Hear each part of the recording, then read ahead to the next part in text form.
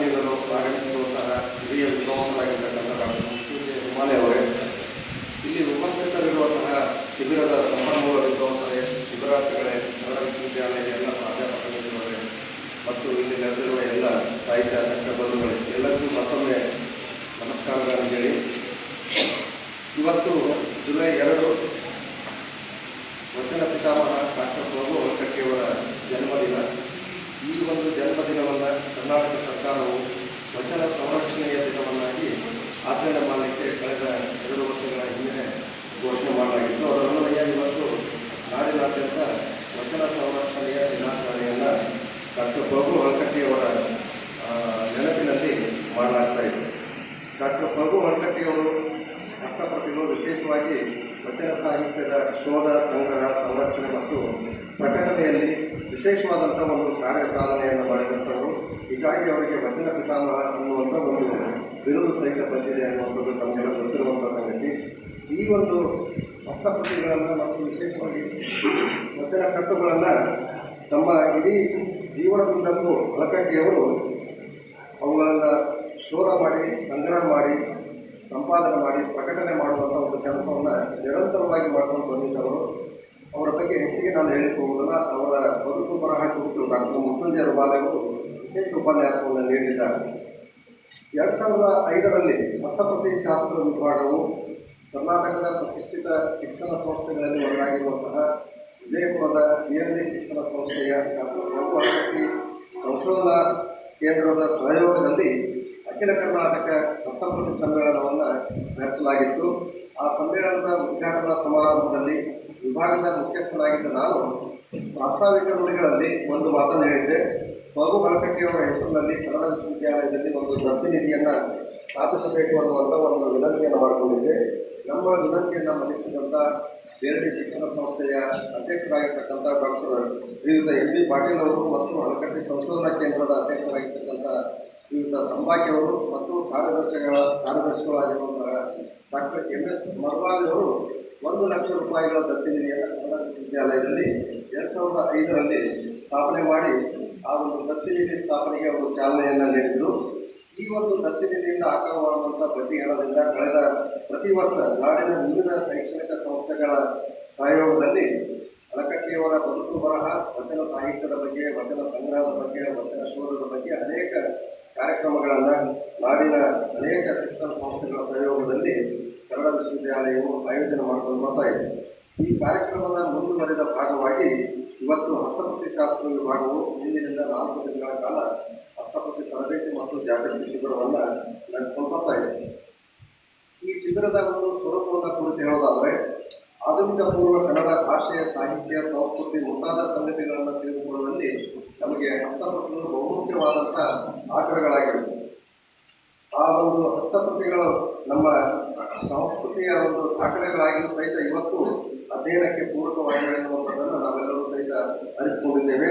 ವಿಶೇಷವಾಗಿ ನಮ್ಮ ಕರ್ನಾಟಕದಲ್ಲಿ, ದಕ್ಷಿಣ ಭಾರತದಲ್ಲಿ ತಾಳೆಗರಿ, ಕೋರಿಕಾಗ್ದ ಮತ್ತು ಕಡತಗಳ ರೂಪದಲ್ಲಿ ಈ ಹಸ್ತಪ್ರತಿಗಳು ನಮಗೆ ಸಿಗ್ತಾ ಇದ್ದಾವೆ.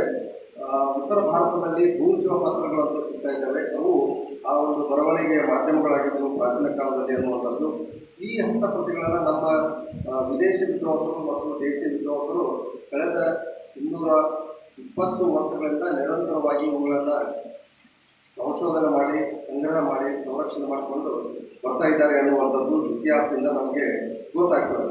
ಇಷ್ಟಾದರೂ ಸಹಿತ ಇನ್ನೂ ಹಸ್ತಪ್ರತಿಗಳು ನಾಡಿನ ಮನೆಗಳಲ್ಲಿ, ದೇವಾಲಯಗಳಲ್ಲಿ, ಮಠ ಮಂದಿರಗಳಲ್ಲಿ ಸಂರಕ್ಷಣೆಗೊಂಡಿವೆ ಎನ್ನುವಂಥದ್ದನ್ನು ನಾವು ತಿಳಿದುಕೊಳ್ಬೇಕಾಗಿದೆ. ಹೀಗಾಗಿ ಕನ್ನಡ ವಿಶ್ವವಿದ್ಯಾಲಯವು ಕಳೆದ 30 ವರ್ಷಗಳಿಂದ ಈ ಒಂದು ಹಸ್ತಪ್ರತಿಗಳ ಶೋಧ, ಸಂಗ್ರಹ ಮತ್ತು ಸಂರಕ್ಷಣಾ ಕಾರ್ಯ ಮತ್ತು ಅವುಗಳನ್ನು ಪ್ರಕಟಣೆ ಮಾಡುವಂಥ ಕೆಲಸವನ್ನು ನಿರಂತರವಾಗಿ ಹಮ್ಮಿಕೊಂಡು ಬರ್ತಾ ಇದೆ. ಈ ಒಂದು ಹಸ್ತಪ್ರತಿಗಳು ಸಿಗುವುದರಿಂದ ನಮಗೆ ಇನ್ನೂ ಅನೇಕ ಅಪ್ರಕಟಿತವಾದಂಥ ಕಾವ್ಯಗಳನ್ನು ಶೋಧನೆ ಮಾಡಬೇಕಾಗಿದೆ. ರಾಘವಾಂಕನ ಹರಿಹರ ಮಾತು ನಮಗೆ ಇವತ್ತು ಲಭ್ಯವಾಗಿಲ್ಲ. ಹಾಗೆಯೇ ಕೇಶಿರಾಜನ ಚೋಳಪಾಲನ ಚರಿತ್ರೆಯಂತಹ ಅನೇಕ ಕೃತಿಗಳು ಇವತ್ತು ನಮಗೆ ಸಿಗಬೇಕಾಗಿದೆ. ಕನ್ನಡ ಹಸ್ತಪ್ರತಿಯ ಒಂದು ಶೋಧದಿಂದ ಇವು ಮುಂದೆ ಸಿಗುವಂಥ ಒಂದು ಸಾಧ್ಯತೆ ಇದೆ ಅನ್ನುವಂಥದ್ದನ್ನು ಸಹಿತ ನಾವು ನೋಡ್ಬೋದು.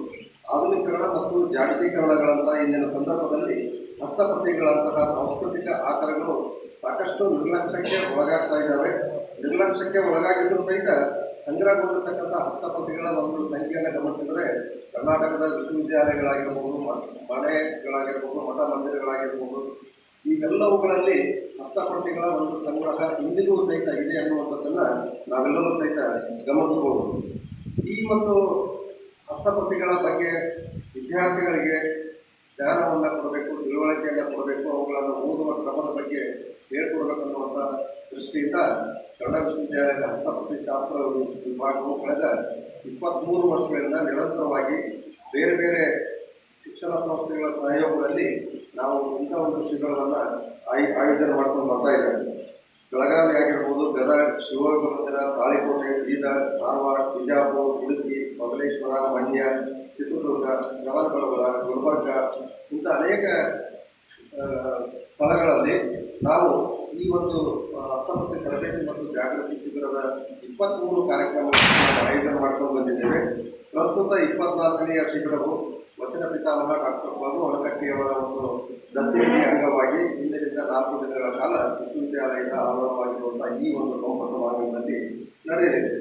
ಈ ಒಂದು ಶಿಬಿರದಲ್ಲಿ ನಮ್ಮ ವಿದ್ಯಾರ್ಥಿಗಳಿಗೆ ವಿಶೇಷವಾಗಿ ಹಸ್ತಪ್ರತಿಗಳ ಅರ್ಥ, ಅದರ ಇತಿಹಾಸ, ಸ್ವರೂಪ, ಅವರ ಪ್ರಕಾರಗಳು, ಮಹತ್ವ, ಲೇಖನ ಸಾಮಗ್ರಿಗಳು ಏನೇನಿತ್ತು ನಮ್ಮ ಪ್ರಾಚೀನರು ಬಳಸ್ತಾ ಇದ್ರು ಅನ್ನುವಂಥದ್ದು, ಅವುಗಳನ್ನು ಸಂಗ್ರಹ ಮಾಡುವಂಥ ವಿಧಾನ ಕ್ಷೇತ್ರಕಾರಿ, ಹಸ್ತಪ್ರತಿ ಲಿಪಿಕಾರರು ಅವುಗಳನ್ನು ಬರೆದಿರುವಂಥ ವ್ಯಕ್ತಿಗಳು ಏನೇನಾಗಿದ್ರು ಅನ್ನುವಂಥದ್ದು, ಸಂಗ್ರಹ ಸಂರಕ್ಷಣೆಯ ಒಂದು ವಿಧಾನಗಳು ಪ್ರಾಚೀನ ಆಗಿರ್ಬೋದು ಮತ್ತು ಆಧುನಿಕ ಕಾಲಘಟ್ಟದಲ್ಲಿ, ಹಸ್ತಪ್ರತಿಗಳ ಒಂದು ಗಣಕೀಕರಣ, ಲಿಪಿ ವೈವಿಧ್ಯ, ಭಾಷಾ ಪ್ರಯೋಗ, ಓದುವ ವಿಧಾನ, ಹೀಗೆ ವಿವಿಧ ಆಯಾಮಗಳಿಂದ ಶಿಬಿರಾರ್ಥಿಗಳಿಗೆ ಸಂಪನ್ಮೂಲ ವಿದ್ವಾಂಸರಿಂದ ಈ ಒಂದು ಶಿಬಿರದಲ್ಲಿ ಉಪನ್ಯಾಸವನ್ನು ನಾವು ಆಯೋಜನೆ ಮಾಡಿದ್ದೇವೆ. ಈ ಒಂದು 24ನೆಯ ಹಸ್ತಪ್ರತಿ ತರಬೇತಿ ಮತ್ತು ಜಾಗೃತಿ ಶಿಬಿರದ ಉದ್ಘಾಟನಾ ಸಮಾರಂಭದಲ್ಲಿ ಮಾನ್ಯ ಕುಲಪತಿಗಳಾದ ಡಾಕ್ಟರ್ ಡಿ ವಿ ಪರಮಶಿವಮೂರ್ತಿ ಅವರ ಅಧ್ಯಕ್ಷತೆಯಲ್ಲಿ ಈ ಕಾರ್ಯಕ್ರಮ ಇವತ್ತು ನಡೆಯಲಿದೆ. ಕನ್ನಡ ನಾಡಿನ ಹಿರಿಯ ಜಾನಪದ ವಿದ್ವಾಂಸರು, ಕರ್ನಾಟಕ ಬಯಲಾಟ ಅಕಾಡೆಮಿಯ ಅಧ್ಯಕ್ಷರಾಗಿರುವಂಥ ಡಾಕ್ಟರ್ ಕೆ.ಆರ್. ದುರ್ಗಾದಾಸ್ ಅವರು ಉದ್ಘಾಟನೆ ಮಾಡಿ ಈ ಒಂದು ಶಿಬಿರವನ್ನು ಚಾಲನೆ ನೀಡಲಿದ್ದಾರೆ.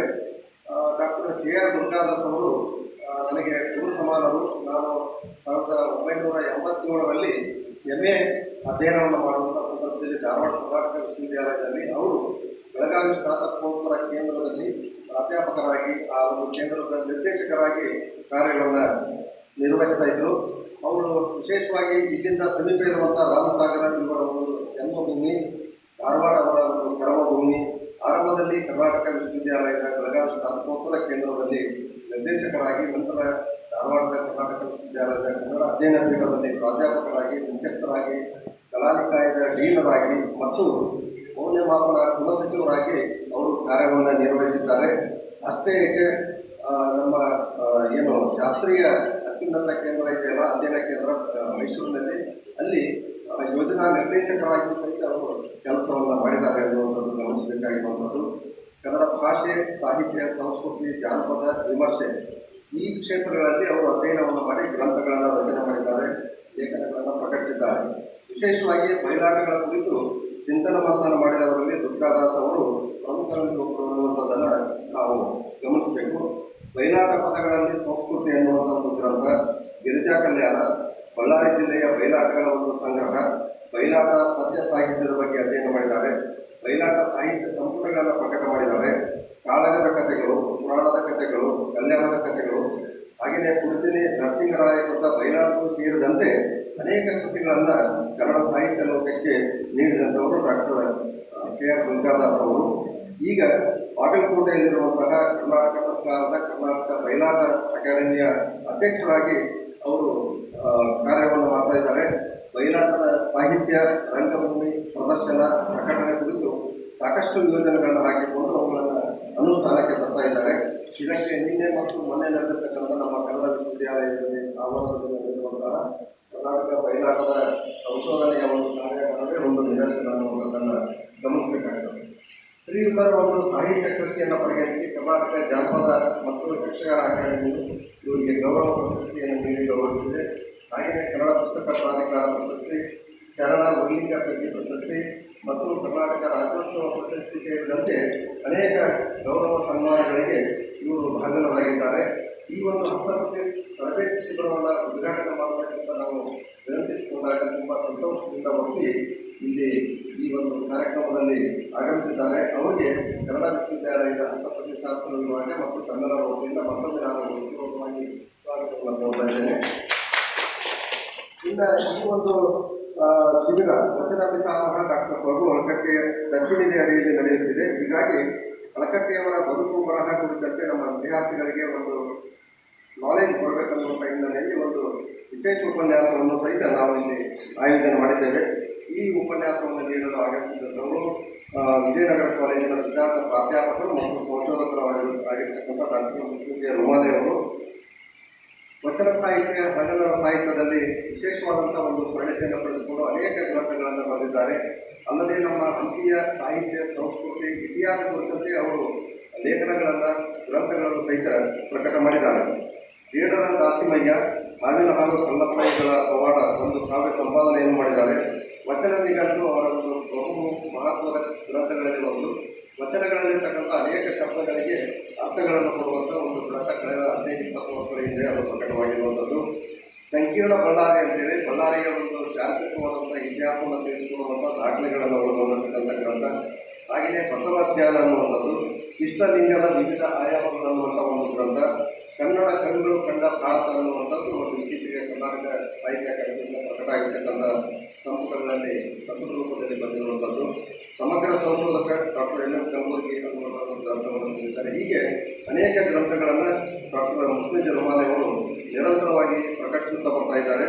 ಅವರಿಗೆ ಅನೇಕ ಈ ಒಂದು ಕಾರ್ಯ ಸಾಧನೆಯನ್ನು ಮಾಡಲಿಕ್ಕಾಗಿ ಅನೇಕ ಸಂಘ ಸಂಸ್ಥೆಗಳು, ಸರ್ಕಾರಿ ಸಂಸ್ಥೆಗಳು ಗೌರವ ಮತ್ತು ಸನ್ಮಾನ ಪ್ರಶಸ್ತಿಗಳನ್ನು ನೀಡಿ ಗೌರವಿಸಿದೆ. ಕರ್ನಾಟಕ ಸಾಹಿತ್ಯ ಅಕಾಡೆಮಿಯ ಸಾಹಿತ್ಯ ಶ್ರೀ ಪ್ರಶಸ್ತಿ ಒಳಗೊಂಡಂತೆ ಅನೇಕ ಪ್ರಶಸ್ತಿಗಳು ಇವರಿಗೆ ಬಂದಿದ್ದಾವೆ. ಈ ಶಿಬಿರದಲ್ಲಿ ವಿಶೇಷ ಉಪನ್ಯಾಸವನ್ನು ನೀಡಬೇಕಂತ ನಾನು ಕೇಳಿಕೊಂಡಾಗ ಸಂತೋಷದಿಂದ ಒಪ್ಪಿ ಅವರು ಇಲ್ಲಿ ಆಗಮಿಸಿದ್ದಾರೆ. ಅವರಿಗೆ ಕಾರ್ಯಕ್ರಮದ ವತಿಯಿಂದ ಮತ್ತು ತಮ್ಮೆಲ್ಲರ ವತಿಯಿಂದ ಮತ್ತೊಮ್ಮೆ ನಾನು ಸ್ವಾಗತವನ್ನು ಬಯಸ್ತಾ ಇದ್ದೇನೆ. ಈ ಶಿಬಿರದ ಉದ್ಘಾಟನಾ ಸಮಾರಂಭದ ಘನ ಅಧ್ಯಕ್ಷತೆಯನ್ನು ವಹಿಸಿದಂಥವರು ನಮ್ಮ ವಿಶ್ವವಿದ್ಯಾಲಯದ ಕುಲಪತಿಗಳಾಗಿರ್ತಕ್ಕಂಥ ಡಾಕ್ಟರ್ ಡಿ ಶಿವಮೂರ್ತಿ ಅವರು. ಈ ಒಂದು ಶಿಬಿರದ ಎಲ್ಲ ರೀತಿಯ ಸಹಕಾರ, ಮಾರ್ಗದರ್ಶನ ಮಾಡಿ ನಮ್ಮನ್ನು ಪ್ರೋತ್ಸಾಹಿಸಿದ್ದಾರೆ. ಅವರನ್ನು ನಾನು ಮತ್ತೊಮ್ಮೆ ಗೌರವಪೂರ್ವಕವಾಗಿ ಇಲ್ಲಿ ಸ್ವಾಗತವನ್ನು ಬಯಸ್ತಾ ಇದ್ದೇನೆ. ಇನ್ನು ಆಡಳಿತಾತ್ಮಕವಾಗಿ ನಮ್ಮ ಗೃಹ ಸಚಿವರಾಗಿರ್ತಕ್ಕಂಥ ಡಾಕ್ಟರ್ ಟಿ ಪಿ ವಿಜಯ್ ಅವರು ಎಲ್ಲ ರೀತಿಯ ಒಂದು ನೆರವನ್ನು ನೀಡಿದ್ದಾರೆ. ಅವರನ್ನು ನಾನು ಅವರ ಉಪಸ್ಥಿತಿಯಲ್ಲಿ ಸ್ವಾಗತವನ್ನು ಬಯಸ್ತಾ ಇದ್ದೇನೆ. ಇನ್ನು ನಮ್ಮ ವಿಭಾಗದ ಮುಖ್ಯಸ್ಥರಾದ ಡಾಕ್ಟರ್ ವೀರೇಶ್ ಬಡಿಗೇರ್ ಅವರು, ಪ್ರಾಧ್ಯಾಪಕರಾದ ಡಾಕ್ಟರ್ ಎಸ್ ಎಸ್ ಅಂಗಿ ಅವರು, ಡಾಕ್ಟರ್ ಎಸ್ ಆರ್ ತೆನೂರವರು ಈ ಶಿಬಿರದ ರೂಪುರೇಷೆಗಳನ್ನು ಸಿದ್ಧಪಡಿಸುವಲ್ಲಿ ನಮಗೆ ನೆರವಾಗಿದ್ದಾರೆ. ನಮ್ಮ ವಿಭಾಗದ ವಿಶ್ರಾಂತ ಪ್ರಾಧ್ಯಾಪಕರು ಮತ್ತು ಸ್ನೇಹಿತರಾದ ಡಾಕ್ಟರ್ ಕೆ ರವೀಂದ್ರನಾಥ್ ಅವರು ಇಲ್ಲಿ ಉಪಸ್ಥಿತರಿದ್ದಾರೆ. ಮತ್ತು ನಮ್ಮ ವಿಭಾಗದ ವಿದ್ಯಾರ್ಥಿ ಮಿತ್ರರಾಗಿರ್ತಕ್ಕಂಥ ಕೇಶವಮೂರ್ತಿ ಅವರು ಸಂಪನ್ಮೂಲ ವಿದ್ವಾಂಸರಾಗಿ ಬಂದಿದ್ದಾರೆ. ನಮ್ಮ ಕರ್ನಾಟಕ ಕನ್ನಡ ವಿಶ್ವವಿದ್ಯಾಲಯದ ಸಹಾಯಕ ಕುಲಸಚಿವರಾಗಿರ್ತಕ್ಕಂಥ doctor Shri M S Shivaprakash ಅವರು ಇಲ್ಲಿ ಉಪಸ್ಥಿತರಿದ್ದಾರೆ. ವಿಭಾಗದ ವಿದ್ಯಾರ್ಥಿಗಳು ಶಿಬಿರದ ಪೂರ್ವ ಸಿದ್ಧತೆಯಲ್ಲಿ ನಮಗೆ ಅನೇಕ ರೀತಿಯ ನೆರವನ್ನು ನೀಡಿದ್ದಾರೆ, ಕೈ ಜೋಡಿಸಿದ್ದಾರೆ. ಗೂಗಲ್ ಫಾರ್ಮ್ ಮುಖಾಂತರ ಶಿಬಿರಕ್ಕೆ ನೋಂದಣಿ ಮಾಡಿಕೊಂಡು ಭಾಗಿಯಾಗಿರ್ತಕ್ಕಂಥ ಎಲ್ಲ ಶಿಬಿರಾರ್ಥಿಗಳಿಗೆ, ಮಾಧ್ಯಮದ ಮಿತ್ರರಿಗೆ, ಇಲ್ಲಿ ಉಪಸ್ಥಿತರಿರುವಂಥ ಎಲ್ಲ ಪ್ರಾಧ್ಯಾಪಕ ಬಳಗಕ್ಕೆ ಮತ್ತೊಮ್ಮೆ ನಾನು ಸ್ವಾಗತವನ್ನು ಬಯಸಿ, ಮಾಧ್ಯಮದ ಮಿತ್ರರು ಇಲ್ಲಿ ಉಪಸ್ಥಿತರಿದ್ದಾರೆ, ಬೇರೆ ಬೇರೆ ವಿಭಾಗದ ವಿದ್ಯಾರ್ಥಿಗಳು ಶಿಬಿರಾರ್ಥಿಯಾಗಿ ಬಂದಿದ್ದಾರೆ. ಅವರೆಲ್ಲರನ್ನ ನಾನು ಈ ಒಂದು ಕಾರ್ಯಕ್ರಮಕ್ಕೆ ಹೃತ್ಪೂರ್ವಕವಾಗಿ ಸ್ವಾಗತವನ್ನು ಬಯಸಿ ನನ್ನ ಪ್ರಾಸ್ತಾವಿಕ ನುಡಿಗಳಿಗೆ ವಿರಾಮವನ್ನು ನೀಡುತ್ತೇನೆ. ಎಲ್ಲರಿಗೂ ಮತ್ತೊಮ್ಮೆ ನಮಸ್ಕಾರ. ಪ್ರಾಸ್ತಾವಿಕ ನುಡಿಗಳನ್ನಾಡಿದ ಡಾಕ್ಟರ್ ಎಸ್ ಕೆ ಡಿ ಅವರಿಗೆ ಹೃತ್ಪೂರ್ವಕವಾದ ಧನ್ಯವಾದಗಳನ್ನು ಸಲ್ಲಿಸಿ ಕಾರ್ಯಕ್ರಮದ ನಂತರ ಘಟ್ಟ ಉದ್ಘಾಟನೆ ವಚನ ಪಿತಾಮಹ ಅವರ ಅಂಗವಾಗಿ ನಡೆಸತಕ್ಕಂಥ ಈ ಕಾರ್ಯಕ್ರಮದ ಉದ್ಘಾಟನೆಯನ್ನು ಹೂಕುಂಡಲಕ್ಕೆ ನೀರು ಎರೆಯುವುದರ ಮೂಲಕ ಉದ್ಘಾಟಿಸಬೇಕಾಗಿ ಮಾನ್ಯ ಅಧ್ಯಕ್ಷರು Bayalata academy Bagalkote doctor K R Durgadas sir ಅವರಲ್ಲಿ ವಿನಂತಿಸಿಕೊಳ್ತೇನೆ. ವೇದಿಕೆ ಮೇಲೆ ಇರುವ ಎಲ್ಲ ಗಣ್ಯರು ಕೂಡ ಭಾಗಿಯಾಗಬೇಕಾಗಿ ಕೊಡ್ತೇನೆ.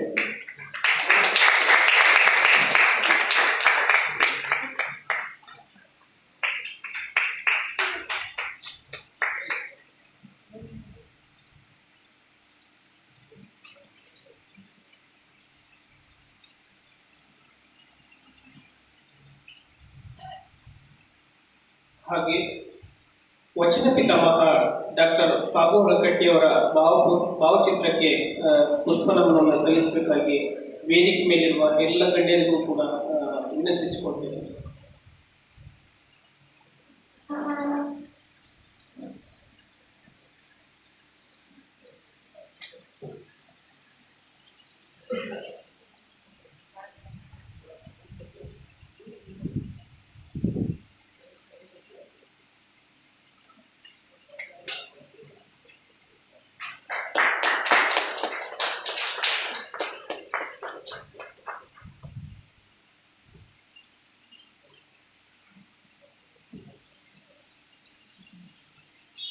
ಉದ್ಘಾಟನೆಯನ್ನು ನೆರವೇರಿಸಿದ ಗಣ್ಯಮಾನರಿಗೆ ಧನ್ಯವಾದಗಳು. ನಂತರ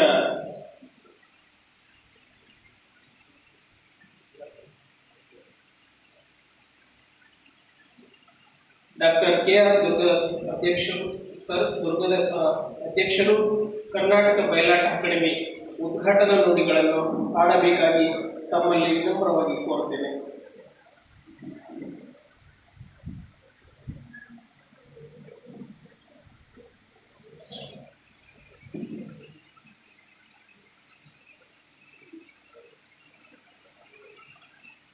ಎಲ್ಲರಿಗೂ ನಮಸ್ಕಾರ. ಕನ್ನಡ ವಿಶ್ವವಿದ್ಯಾನಿಲಯದ ಹಸ್ತಪ್ರತಿ ಶಾಸ್ತ್ರ ವಿಭಾಗವು ಏರ್ಪಾಡು ಮಾಡಿರ್ತಕ್ಕಂಥ ವಚನ ಪಿತಾಮಹ ಹಾಗೂ ಬಲಕಟ್ಟಿ ದತ್ತಿನಿಧಿ ಸಂಯುಕ್ತವಾಗಿ ಏರ್ಪಾಡು ಮಾಡಿರ್ತಕ್ಕಂಥ ಹಸ್ತಪ್ರತಿ ತರಬೇತಿ ಮತ್ತು ಜಾಗೃತಿ ಶಿಬಿರದ ಅಧ್ಯಕ್ಷತೆಯನ್ನು ವಹಿಸಿಕೊಳ್ಳುವಂಥ ಕನ್ನಡ ವಿಶ್ವವಿದ್ಯಾನಿಲಯದ ಸನ್ಮಾನ್ಯ ಕುಲಪತಿಗಳಾದಂಥ ಡಾಕ್ಟರ್ DV ಪರಮೇಶ್ವರಮೂರ್ತಿಯವರೇ, ನಮಗೆ ಆತ್ಮೀಯ ಮಿತ್ರರಲ್ಲಿ ಒಬ್ಬರಾಗಿರ್ತಕ್ಕಂಥ ಡಾಕ್ಟರ್ FT ಹಳ್ಳಿಕೇರಿಯವರೇ ಹಾಗೂ ಬೆಳಕಟ್ಟಿ ಬದುಕು ಬರಹ ಕುರಿತು ವಿಶೇಷ ಉಪನ್ಯಾಸ ವೇದಿಕೆ ಭಾಗವಹಿಸಿರ್ತಕ್ಕಂಥ ಡಾಕ್ಟರ್ ಮೃತ್ಯುಂಜಯ ರುಮಾಲಿಯವರೇ, ವಿಧದಲ್ಲಿರ್ತಕ್ಕಂಥ ಪ್ರೊಫೆಸರ್ ರವೀಂದ್ರನಾಥ್ ಅವರೇ, ಅಂಗಡಿಯವರೇ, ತರುವಾಯ ಶೈಲೇಶ ಹಿರೇಮಠವರೇ ಮತ್ತು ಇಲ್ಲಿ ಈ ಶಿಬಿರದಲ್ಲಿ ಪಾಲ್ಗೊಳ್ಳಲಿಕ್ಕೆ ಬಂದಿರತಕ್ಕಂಥ ಎಲ್ಲ ಸಂಪನ್ಮೂಲ ವ್ಯಕ್ತಿಗಳೇ ಮತ್ತು ಶಿಬಿರಾರ್ಥಿಗಳೇ,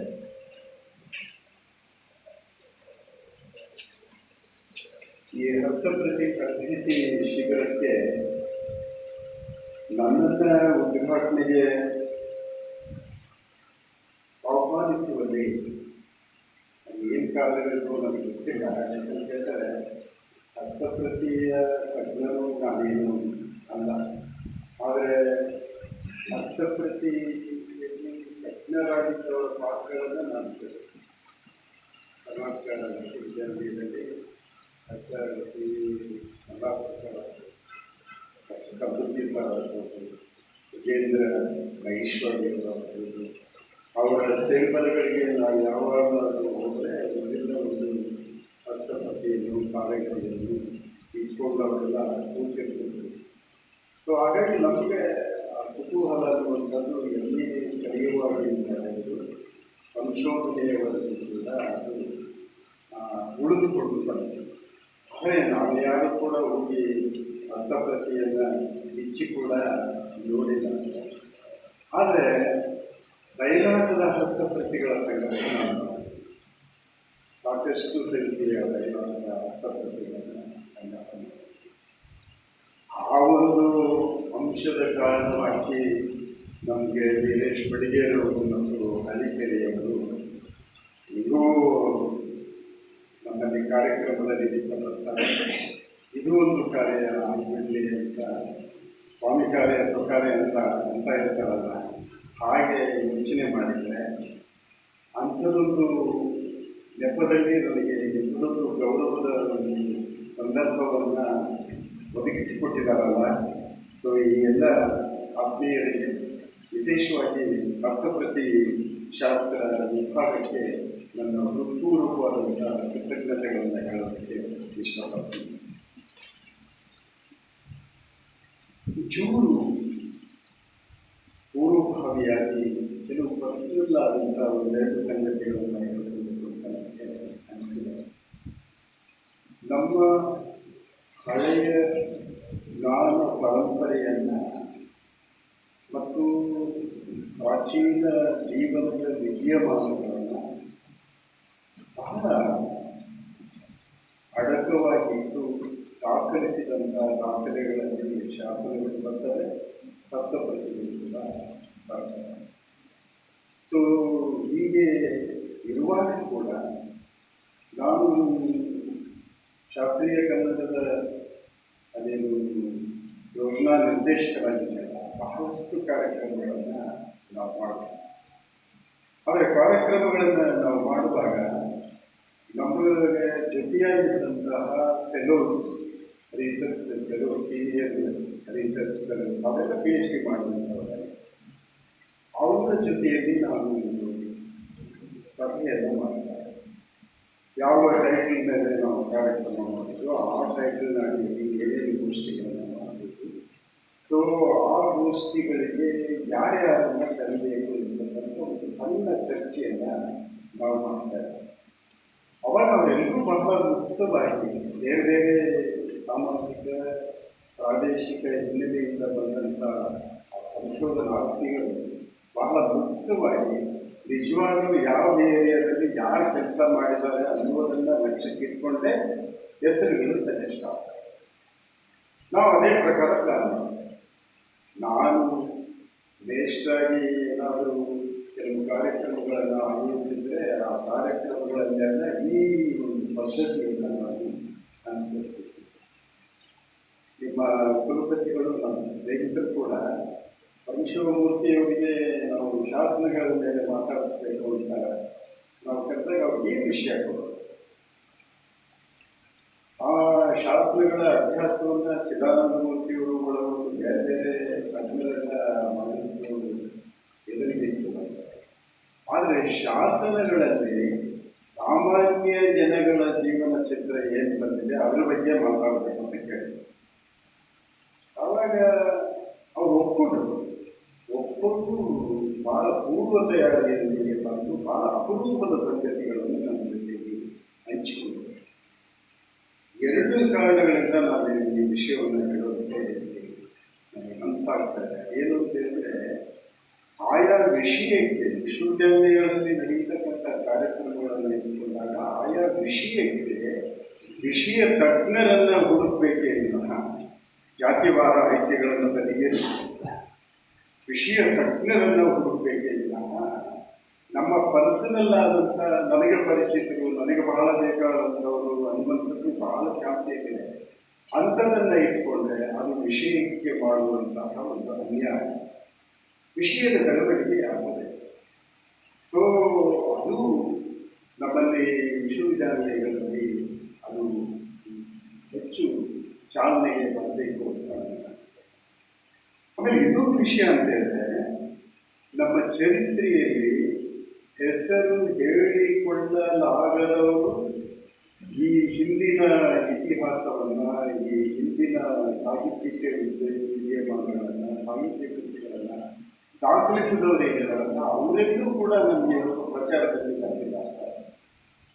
ಸೊ ಅವರಲ್ಲೂ ಕೂಡ ನಾವು ಬೆಳಕಿಗೆ ತರುವಂಥ ನಿಟ್ಟಿನಲ್ಲಿ ಸಾಮಾನ್ಯರಲ್ಲಿ ಸಾಮಾನ್ಯರು ಅವರೆಲ್ಲ ಬೆಳಕಿಗೆ ಬಾರಲಾದಂಥ ಮತ್ತು ಸಾಕಷ್ಟು ಕೆಲಸ ಮಾಡಿದಂಥ ಜನ ಇರಲ್ಲ, ಅವರನ್ನು ಕುರಿತು ಕೂಡ ನಮ್ಮ ವಿಶ್ವವಿದ್ಯಾಲಯಗಳು ಬೆಳಕು ಚೆಲ್ಲುವಂಥ ಫೋಕಸ್ ಆಗುವಂಥ ಕಾರ್ಯಕ್ರಮಗಳನ್ನು ಮಾಡುವುದು ಬಹಳ ಔಚಿತ್ಯತೆ ಅಂತ ನಮಗೆ ಅನ್ನಿಸ್ತದೆ. ನೋಡಿ, ಇವತ್ತು ವಚನ ಪಿತಾಮಹ ಡಾಕ್ಟರ್ ಫಗು ಫಲಕಟ್ಟಿಯವರ ಜನ್ಮದಿನದ ನಿಮಿತ್ತವಾಗಿ ಈ ಹಸ್ತಪ್ರತಿ ತರಬೇತಿ ಕಾರ್ಯಕ್ರಮ ಏರ್ಪಾಡು ಮಾಡಿಕೊಂಡು ಕೂಡ ಬಹಳ ಔಚಿತ್ಯಪೂರ್ಣದ್ದು ಅಂತ ನನಗೆ ಅನ್ನಿಸ್ತದೆ. ನಾನು ಗಮನಿಸ್ತಾ ಇದ್ದೆ, ಅಡಿಕೆರೆ ಅವರು ಪ್ರಾಸ್ತಾವಿಕವಾಗಿ ಮಾತಾಡುವಾಗ ನನ್ನ ಬಗ್ಗೆ ವಿಚಾರ ಮಾಡ್ತಾ ಅವರು ಭಾಳ ಅಭಿಮಾನದಿಂದ ಕೆಲವು ಸಂಗತಿಗಳನ್ನು ನಮ್ಮ ಜೊತೆಗೆಲ್ಲ ಹಂಚಿಕೊಂಡು ನನಗೆ ಅವಾಗ ನೆನಪಾಗ್ತಾ ಇದ್ದೆ. ನಮ್ಮಲ್ಲಿ ಅನೇಕ ಕನ್ನಡ ಅಧ್ಯಾಪಕರಿಗೆ ಈ ಥರದ ಕಾರ್ಯಕ್ರಮಗಳಲ್ಲಿ ನೀವೊಂಚೂರು ಪರಿಚಯ ಮಾಡಿರಿ, ನೀವೊಂಚೂರು ಪ್ರಾಸ್ತಾವಿಕವಾಗಿ ಮಾತಾಡ್ರಿ ಅಂತ ಹೇಳಿದ್ರೆ ಬರ್ಕೊಂಡದ್ದನ್ನು ಹೋಗ್ತಕ್ಕಂಥ ಅಧ್ಯಾಪಕರುಗಳೇ ನಮಗೆ ಜಾಸ್ತಿ. ನಾನು ಭಾಳ ಒಂಚೂರು ಸಂಕೋಚದಿಂದ ಭಾಳ ಬೇಸರದಿಂದ ಹೇಳ್ತಾ ಇದ್ದೀನಿ. ಯಾವ ವಿಷಯವನ್ನಾಗಲಿ ಕೂಡ ನೀವು ಭಾವಸ್ಪಂದಿ ಆಗಿಸಲಿಲ್ಲ ಅಂತ ಹೇಳಿದ್ರೆ ಆ ವಿಷಯಕ್ಕೆ ಯಾವ ಮಹತ್ವ ಇರುತ್ತೆ. ಕಲಿಕೆಯರು ಪರಿಚಯ ಮಾಡುವಾಗ ಅದನ್ನು ಸಾಧ್ಯವಾದಷ್ಟು ಭಾವಸ್ಪಂದಿ ಆಗಿಸೋದಕ್ಕೆ ಅವರೆಲ್ಲ ಪ್ರಯತ್ನ ಮಾಡ್ತಾರೆ. ಅದನ್ನು ವಿದ್ಯಾರ್ಥಿಗಳು ನಿಜವಾಗಲೂ ಕಲ್ತ್ಕೋಬೇಕು ಅಂತ ನನಗೆ ಅನಿಸ್ತದೆ. ನಾವು ನೋಡ್ತೀವಿ, ಬಯೋಡೇಟಾ ಕೇಳ್ತಾರೆ, ಬಯೋಡೇಟಾ ಕೂಡಲೇ ಓದೋದಕ್ಕೆ ಶುರು ಮಾಡ್ತಾರೆ. ನಾನು ಅನೇಕ ಶಿಬಿರಗಳಲ್ಲಿ ನಮ್ಮ ವಿದ್ಯಾರ್ಥಿ ಮಿತ್ರರಿಗೆಲ್ಲ ಏನು ಹೇಳ್ತೀನಿ ಅಂತಂದರೆ, ನಾಳೆ ಏನು ಮಾಡಬೇಕು ನಿಮ್ಮ ಕೆಲಸ ಅನ್ನೋದನ್ನ ಇವತ್ತು ನೀವು ಸ್ವಲ್ಪ ಗೊತ್ತು ಮಾಡಿಟ್ಕೊಂಡು ಅದರ ಬಗ್ಗೆ ನೀವು ಒಂದು ಅರ್ಧ ತಾಸು ನೀನು ಗಮನ ಕೊಟ್ಟು ಏಕಾಗ್ರ ಚಿತ್ತನಾಗಿ ನೋಡಿದೆ ಅಂತ ಹೇಳಿದ್ರೆ ಅದರ ಬಗೆಗೆ ನೀವು ಮರುದಿನ ಸ್ವತಂತ್ರವಾಗಿ ಮಾತಾಡಬಲ್ಲಷ್ಟು ತಯಾರಿ ನಿಮ್ಮ ಜೊತೆಗಿಲ್ಲ. ಈಗ ನಿರೂಪಣೆ ಮಾಡುವಾಗ ಕೂಡ ನೋಡಿಯೂ ನೋಡಲಾರ್ದಂಗೆ ಎದುರುಗಡೆ ಇರ್ತಕ್ಕಂಥ ಚೀಟಿಯನ್ನು ಇಟ್ಕೋಬೇಕು. ಸೊ ಹಾಗಾಗಿ ನನಗೆ ಯಾರಿಗೂ ನೆನಪಾಯಿತು. ಆದರೆ ಈ ಸಂದರ್ಭದಲ್ಲಿ ಔಚಿತ್ಯದ್ದು ಅಲ್ಲ ಅಂತೇಳಿ ನಾವು ಸುಮ್ಮನೆ ದೊಡ್ಡ ದೊಡ್ಡ ಭಾಷಣಕಾರರಲ್ಲೇ ಎದುರುಗಡೆ ಚೀಟಿ ಇಟ್ಕೊಂಡಿದ್ದಾರೆ, ನೋಡಲಾರದಂತೆ ಮಾತಾಡ್ತಾ ಇದ್ದಾರೆ. ಸೊ ಆ ಒಂದು ಕೌಶಲ್ಯವನ್ನು ಕೂಡ ನಮ್ಮ ವಿದ್ಯಾರ್ಥಿಗಳು ಅನುಸರಿಸಿದರೆ ಭಾಳ ಚೆನ್ನಾಗಿರ್ತದೆ ಅಂತ ನನಗೆ. ಪಾಲ್ಗೂ ಹಲ್ಕಟ್ಟಿಯವರು ಅವರು ಕಾನೂನು ಪದವೀಧರರಾಗಿದ್ದು ಸಾಹಿತ್ಯ ಕ್ಷೇತ್ರದ ಕಡೆಗೆ ಒಂದು ವಿಶೇಷವಾಗಿ ವಚನಕಾರರನ್ನು ಅವರು ಬರೆದಂಥ ವಚನಗಳನ್ನು ಸಂಗ್ರಹಿಸತಕ್ಕಂಥ ಬಹು ಮಹತ್ವದ ಕೆಲಸ.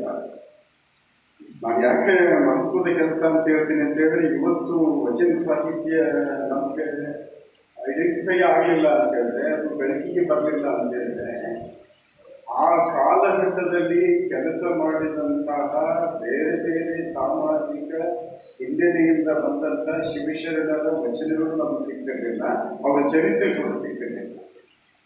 ಅದಕ್ಕೆ ನಾನು ಬಹಳ ಮುಖ್ಯವಾದಂಥ ಒಂದು ಕಾರ್ಯ ಅಂತ ನನಗೆ ಅನ್ನಿಸ್ತದೆ. ಹಾಗೂ ಹಲಕಟ್ಟಿಯವರು ಎರಡು ಕ್ಷೇತ್ರದಲ್ಲಿ, ಒಂದು ಹಸ್ತಪ್ರತಿಗಳನ್ನು ಸಂಪಾದಿಸಿ ಪ್ರಕಟಿಸ್ತಕ್ಕಂಥದ್ದು, ಮತ್ತೊಂದು ಪತ್ರಿಕೋದ್ಯಮದ ಜೊತೆಯಲ್ಲಿ ಅವರು ತಮ್ಮನ್ನು ತೊಡಗಿಸಿಕೊಂಡಿರ್ತಾರೆ. ಅದೆಲ್ಲ ಬೆಳಕಿಗೆ ಬರೋದಕ್ಕೆ ಅವರು ತಮ್ಮ ಅನುಭವಗಳನ್ನೆಲ್ಲ ಪತ್ರಿಕಾ ಮಾಧ್ಯಮದ ಮೂಲಕ ಅವರು ಪ್ರಕಟ ಮಾಡ್ತಾ ಹೋದದ್ದು ಇದೆಯಲ್ಲ, ಅದು ಕಾಲಘಟ್ಟದ ಸಾಹಿತ್ಯದ ಮೇಲೆ ಬೆಳಕು ಚೆಲ್ಲೋದಕ್ಕೆ ಬಹಳ ಮುಖ್ಯವಾದಂಥ ಕಾರಣ. ನಾನು ಯಾವುದೋ ಒಂದು ಸಂದರ್ಭಕ್ಕೆ ಒಂದು ಲೇಖನ ಬರೀಬೇಕಾದ್ರೆ, ಮಾದಾರ ಚೆನ್ನೈನ ರಗಳೆಗೆ ಸಂಬಂಧಪಟ್ಟಂತೆ ಲೇಖನ ಬರೀಬೇಕಾದ್ರೆ ನಾನು ರಗಳೆಯನ್ನು ನೋಡಬೇಕು ಅಂತ ಇದಾಯಿತು. ನನಗೆ ಪಳಗು ಅಳಕಟ್ಟಿಯವರು ಸಂಪಾದಿಸಿದಂಥ ಹರಿಹರ ರಗಳೆಗಳು ಕೃತಿ ಇತ್ತು. ಅದನ್ನು ಓದ್ತಿದ್ದಂತೆ ನನಗೆ ನೋಡಿ ಆಯಾ ರಗಳೆಗಳ ಆರಂಭದಲ್ಲಿ ಸೂಚನಾ ಪದ್ಯಗಳನ್ನು ಕರೀತಾರೆ. ಅದು ನಾನು ತರಲಿಲ್ಲ. ನನಗೆ ಆ ಮಾದಾರ ಚೆನ್ನೈನ ರಗಳೆಯ ಸಂದರ್ಭದಲ್ಲಿ ವೇದಗಳೆಲ್ಲ ನಡುಗಿ ಹೋದು ಅಂತ ಬರೀತಾರೆ ಸೂಚನಾ. ಎದಕ್ಕಂದ್ರೆ ಮಾದಾರ ಚೆನ್ನಯ್ಯನ ಮನೆಯಲ್ಲಿ ಶಿವ ಉಂಟ ಕಾರಣಕ್ಕೆ. ನನಗೆ ಆಶ್ಚರ್ಯ ಆಯಿತು. ಅಂಥದ್ದೇ ವಚನ ಬಸವಣ್ಣಲ್ಲಿದೆ, ಅಂಥದ್ದೇ ವಚನ ಬಸವಣ್ಣದು ಕೂಡ ಇದೆ. ನಾನು ಟೆಕ್ಸ್ಟ್ ತರಬೇಕಾದ್ರು ಓದಿಕೆ ಇದೆ. ಇವರಾಗಲಿ, ಪಗು ಅಳಕಟ್ಟಿಯವರಾಗಲಿ, ಹಿರೇಮಲ್ಲೂರು ಈಶ್ವರನ್ನವರಾಗಲಿ ವಚನ ಸಾಹಿತ್ಯವನ್ನು ಅಭ್ಯಾಸ ಮಾಡಿದ್ದು ಜಾತಿ ಕಾರಣದಿಂದಂತೂ ಅಲ್ಲವೇ ಅಲ್ಲ. ನಾವು ಅನೇಕರು ಹಾಗೆ ಅರ್ಥೈಸ್ತಾ ಇದ್ದೇವೆ. ಅವರಿಗೆ ಭಾಳ ಇಷ್ಟವಾದಂಥ ಅದು ಕ್ಷೇತ್ರ ಯಾಕಾಯಿತು ಅಂತ ಹೇಳಿದ್ರೆ, ಸಮಾಜದ ಎಲ್ಲ ವರ್ಗಗಳ ಜನ ಕೂಡಿ ಕೆಲಸ ಮಾಡಿದಂಥ ಕಾಲಘಟ್ಟ ಯಾವುದಾದ್ರಿದ್ರೆ ಅದು ವಚನ ಸಾಹಿತ್ಯ. ಹೆಣ್ಣು ಮಕ್ಕಳನ್ನು ಒಳಗೊಂಡಂತೆ ಸೇರಿಕೊಂಡು ಮಾತಾಡೋದು.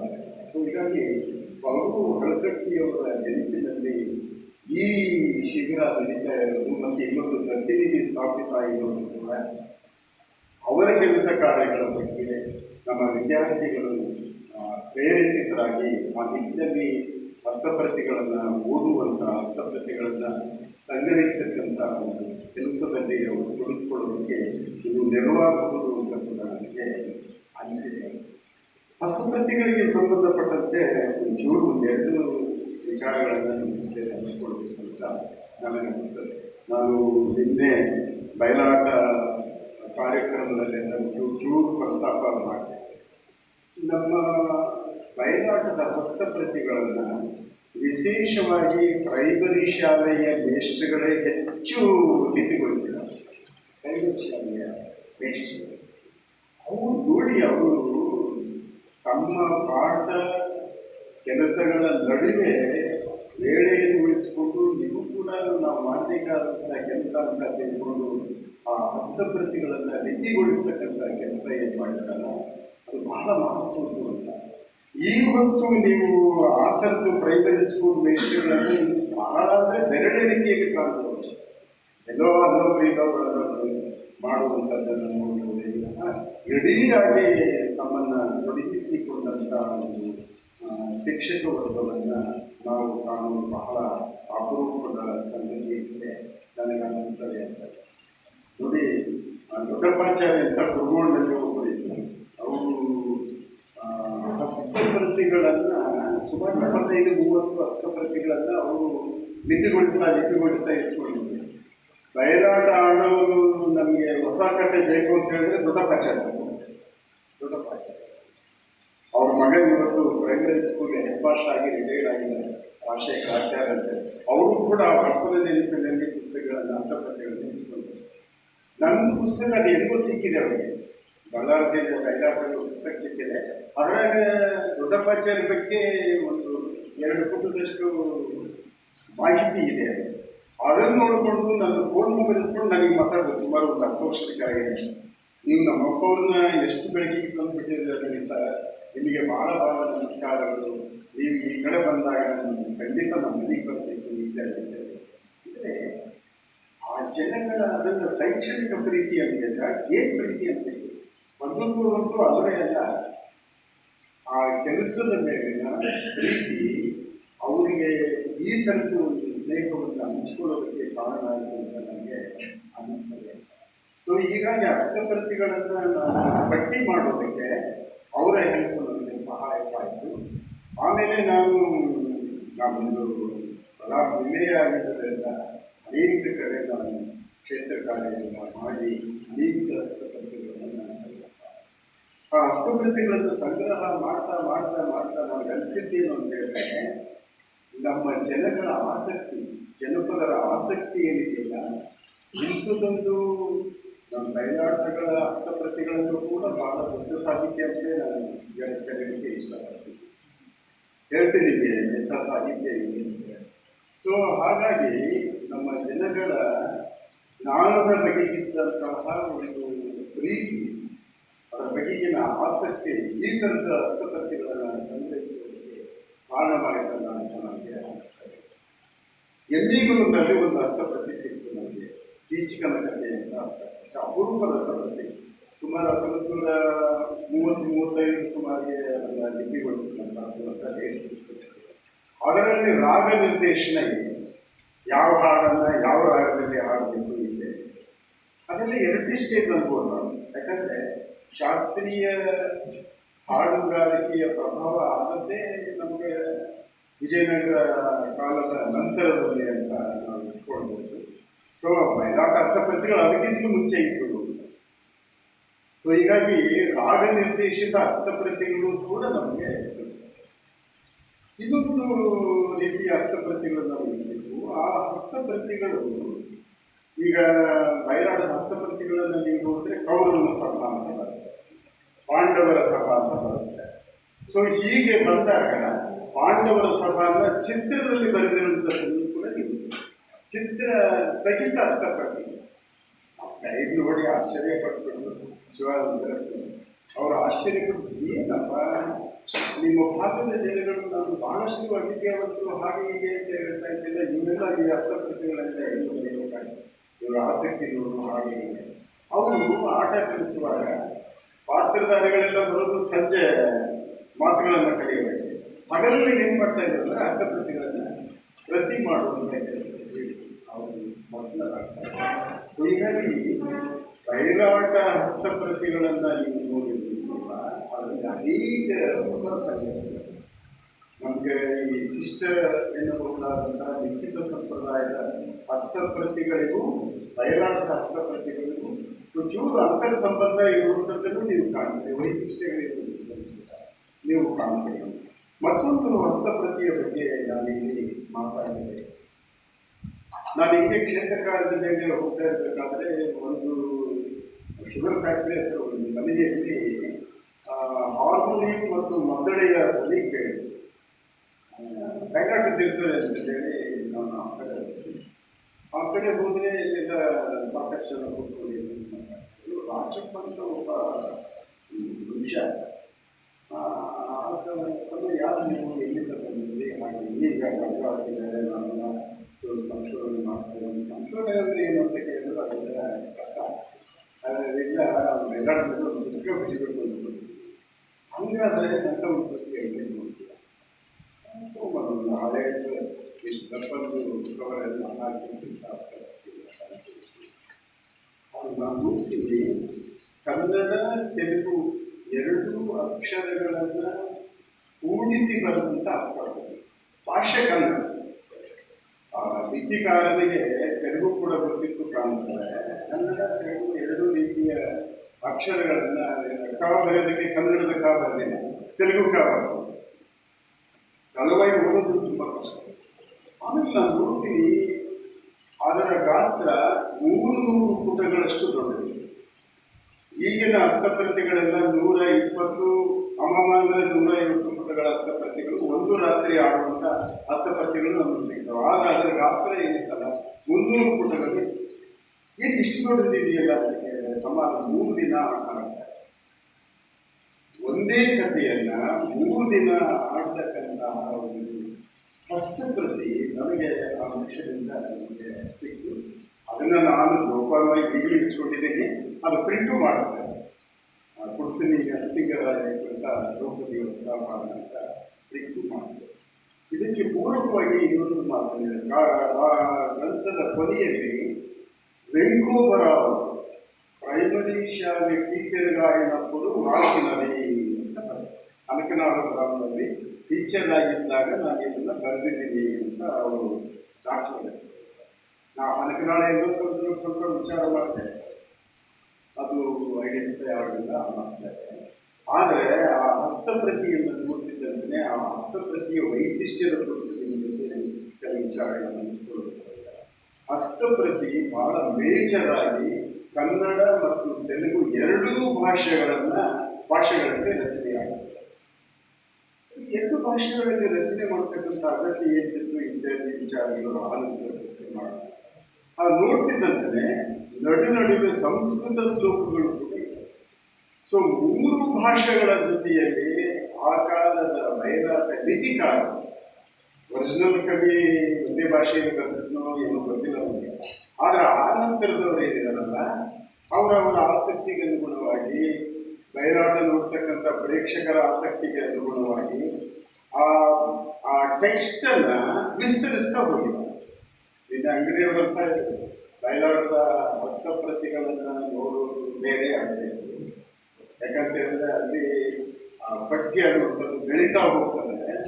ಆದರೆ ನಾವು ಈ ಲಿಖಿತ ಸಂಪ್ರದಾಯದ ಸಾಹಿತ್ಯದ ಹಸ್ತಪ್ರತಿಗಳನ್ನು ನೋಡುವಾಗ ಮೂಲ ಪಠ್ಯಕ್ಕೆ ನಿಷ್ಠರಾಗಿದ್ದಂಥವ್ರದ್ದೇ ಬಹಳ ಅಧಿಕೃತ ಪಠ್ಯ ಅಂತ ಇಟ್ಕೊಳ್ತೇವೆ.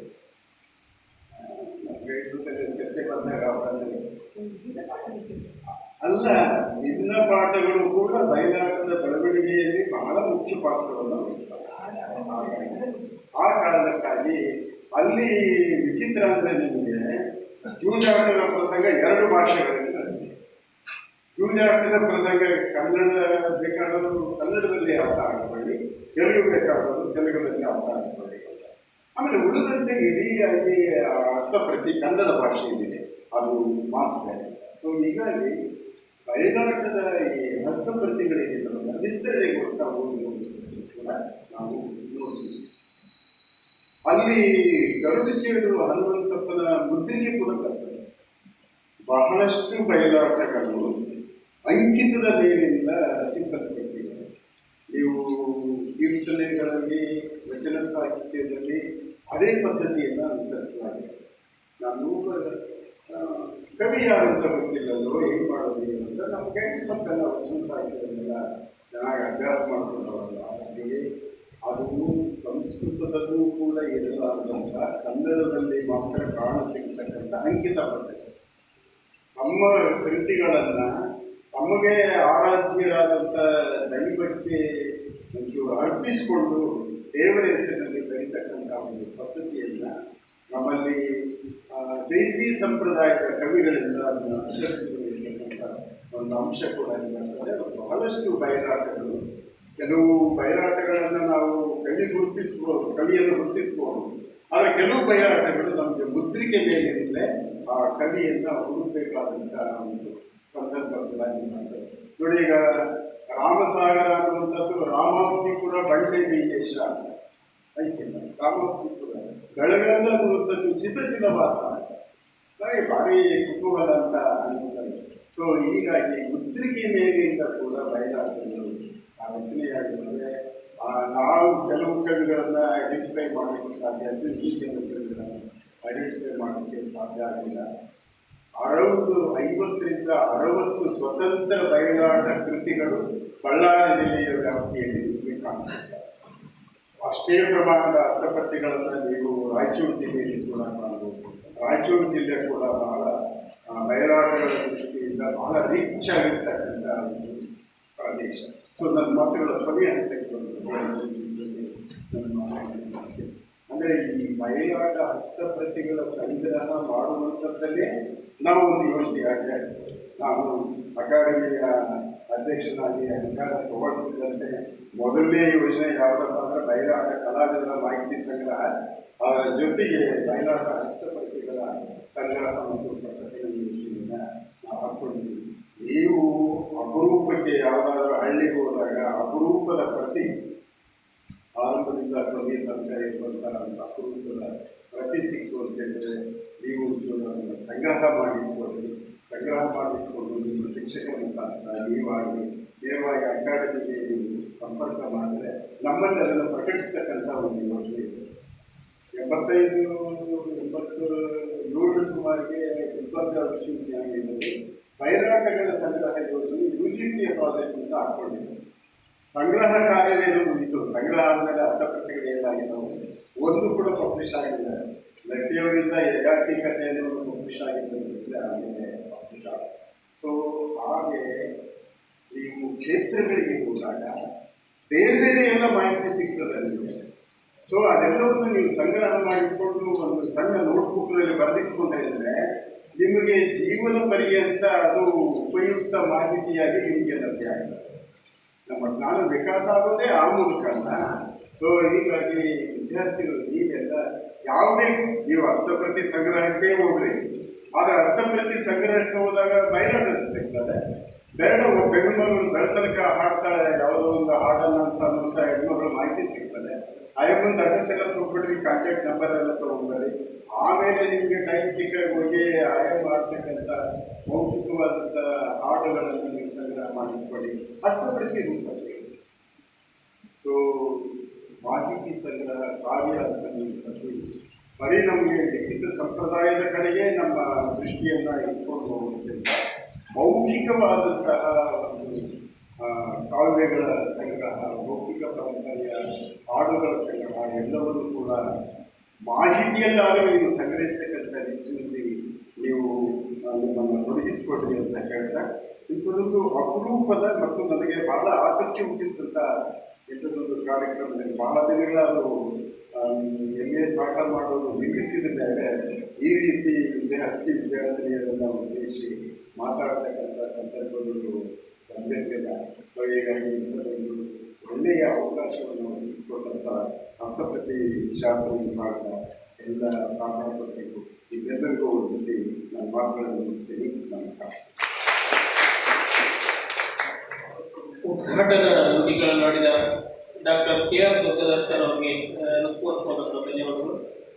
ಹಾಗೆ ಡಾಕ್ಟರ್ ಕಾಗೋಳಕಟ್ಟಿಯವರ ಬದುಕು ಬರಹ ಎಂಬ ವಿಶೇಷ ಉಪನ್ಯಾಸವನ್ನು ನೀಡಲಿರುವ ಡಾಕ್ಟರ್ ಮೃತ್ಯುಂಜಯ ರುಮಾಲೆ ಸರ್ ಅವರು ವಿಶ್ರಾಂತ ಪ್ರಾಧ್ಯಾಪಕರು, ವಿಜಯನಗರ ಕಾಲೇಜ್ ಹೊಸಪೇಟೆ.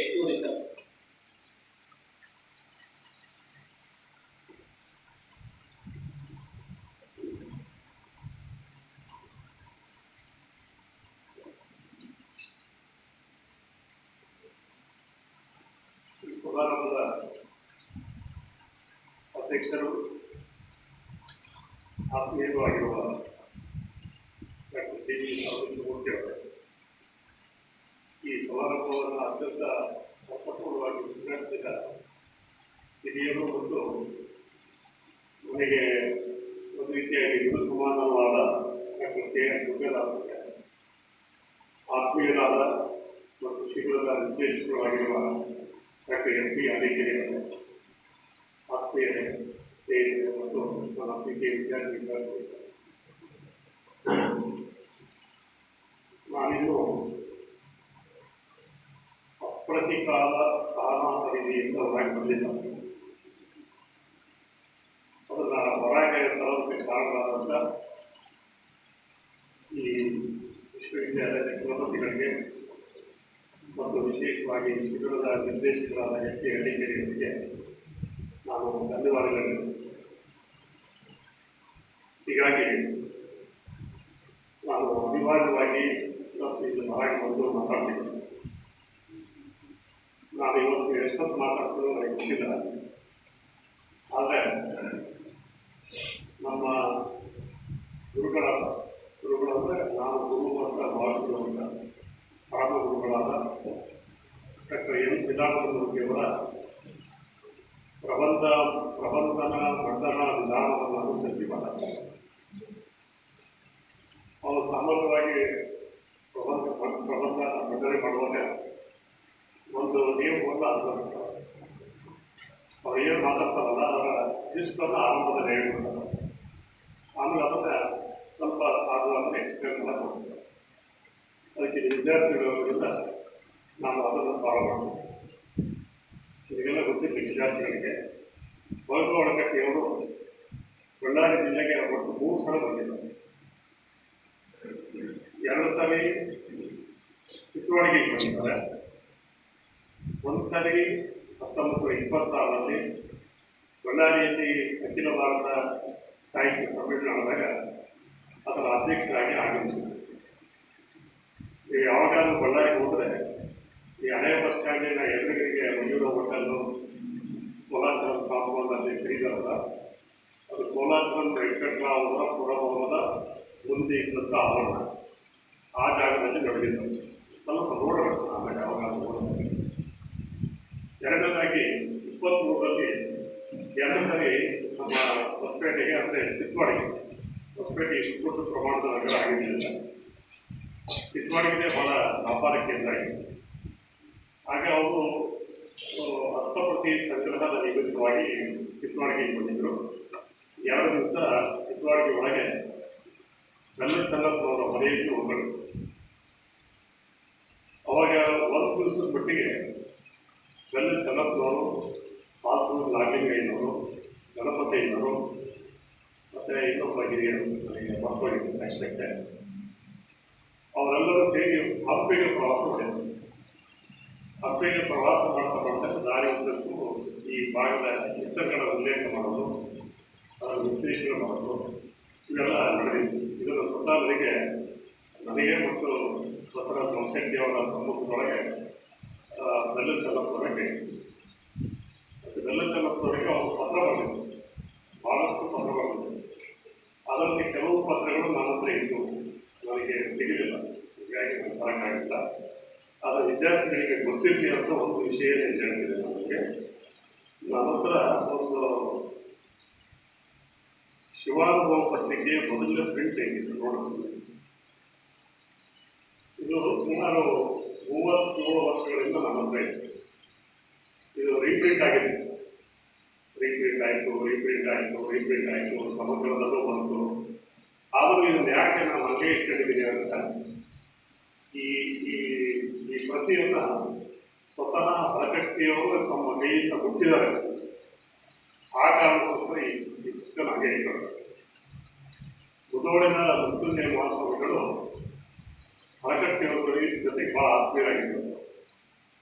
ಅವರು ಸೊಲ್ಲಾಪುರದ ಕಿರೀಟ ಮಠಕ್ಕೂ ಅಧ್ಯಕ್ಷರಾದ ಮೇಲೆ ಅವರೇ ಸ್ವತಃ ಕಿರೀಟ ಮಠಕ್ಕೆ ಹೋಗಿ ಹಸ್ತಪ್ರತಿಯನ್ನು ಕೊಟ್ಟಿರುತ್ತೆ. ಅದನ್ನು ಅವರು ನನಗೆ ಪಾಸ್ ಮಾಡಿದ್ರು. ಹೀಗಾಗಿ ಇದನ್ನು ನಾನು ಭಾಳ ಹುಟ್ಟಿದಾಗಿತ್ತು. ಇದು ಹುಟ್ಟಿದ್ದೆ ಎಲ್ಲ ದುಡ್ಡುಗಳ ಆರಂಭದಿಂದ ಇಟ್ಕೊಂಡಿದೆ. ಸೊ ವಿದ್ಯಾರ್ಥಿಗಳಿಗೆ ಕುತೂಹಲ ಇರಲಿ ಅನ್ನೋ ಕಾರಣಕ್ಕೆ ಈ ಮಾತನ್ನು ಹೇಳಿದೆ. ಅಲಕಟ್ಟಿಯವರ ಕಾಲ ಹೇಗಿತ್ತು ಅಂದರೆ ನನಗೆ ಬಹಳ ಸರಿ ಅನ್ನಿಸ್ತದೆ. 1930 ಸುಮಾರಿಗೆ ಕರ್ನಾಟಕದಲ್ಲಿ ಒಂದು ಬಹಳ ಮಹತ್ವದ ಬದಲಾವಣೆಗಳಾದವು. ಅದರಲ್ಲಿ ವಿಶೇಷವಾಗಿ ವಚನ ಸಾಹಿತ್ಯಕ್ಕೆ ಸಂಬಂಧಪಟ್ಟಂತೆ ನಡೆದಂಥ ಒಂದು ಗಂಭೀರವಾದ ಅಧ್ಯಯನ ಆ ಕಾಲದಲ್ಲಿ ನಡೆಯಿತು. ಅದಕ್ಕೆ ಮೂಲ ತಳಹದಿ ಏನು ಅಂತಂದರೆ, ಅದಕ್ಕಿಂತ ಸುಮಾರು 20 ವರ್ಷಗಳ ಮುಂಚೆ ಅಣೆಕಟ್ಟೆಯವರು ಮಾಡೋದಂತೆ ಕೆಲಸ ಇದೆ. ಬಹಳ ಗಮನಿಸಬೇಕಾದ ಅಂಶ ಏನಂದರೆ, ವಿದ್ಯಾರ್ಥಿಗಳಿರೋದ್ರಿಂದ ನಾನು 2-3 ಪಾಯಿಂಟ್ಸ್ ಹೇಳಿ ಅದನ್ನು ಮುಂದುವರಿಸಿದೆ.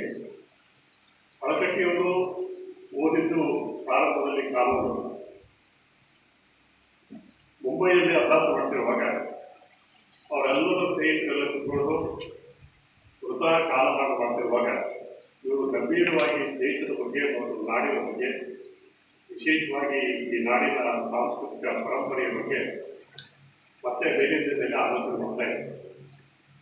ಅವ್ರಿಗನ್ನಿಸ್ತಂತೆ ನಾವು ಏನಾದರೂ ಮಾಡೋದಾದರೆ ಈ ನಾಡಿಗೋಸ್ಕರ ಮತ್ತು ದೇಶಕ್ಕೋಸ್ಕರ ಏನಾದರೂ ಮಾಡಬೇಕು ಅಂತ ಮನಸ್ಥಿತಿಗೆ ಅವರು ಒಳಗಾಗಿ ಅವರು ವಾಪಸ್ಸು ಧಾರವಾಡಕ್ಕೆ ಬಂದಾಗ, ಧಾರವಾಡದಲ್ಲಿ ಅವರು ಹುಟ್ಟಿ ಬೆಳೆದ ಮನೆಯನ್ನು ನೋಡಿದ್ದೇನೆ. ಅದಕ್ಕೆ ಕಾರಣ ಕಲಬುರ್ಗಿ ಅವರು. ಧಾರವಾಡಕ್ಕೆ ಬಂದಾಗ ನಾನು ಸ್ವಲ್ಪ ರ್ಯಾಂಡಾಗಿ ಮಾತಾಡ್ತಿರ್ತೀನಿ, ದಯವಿಟ್ಟು ಕ್ಷಮಿಸಿ.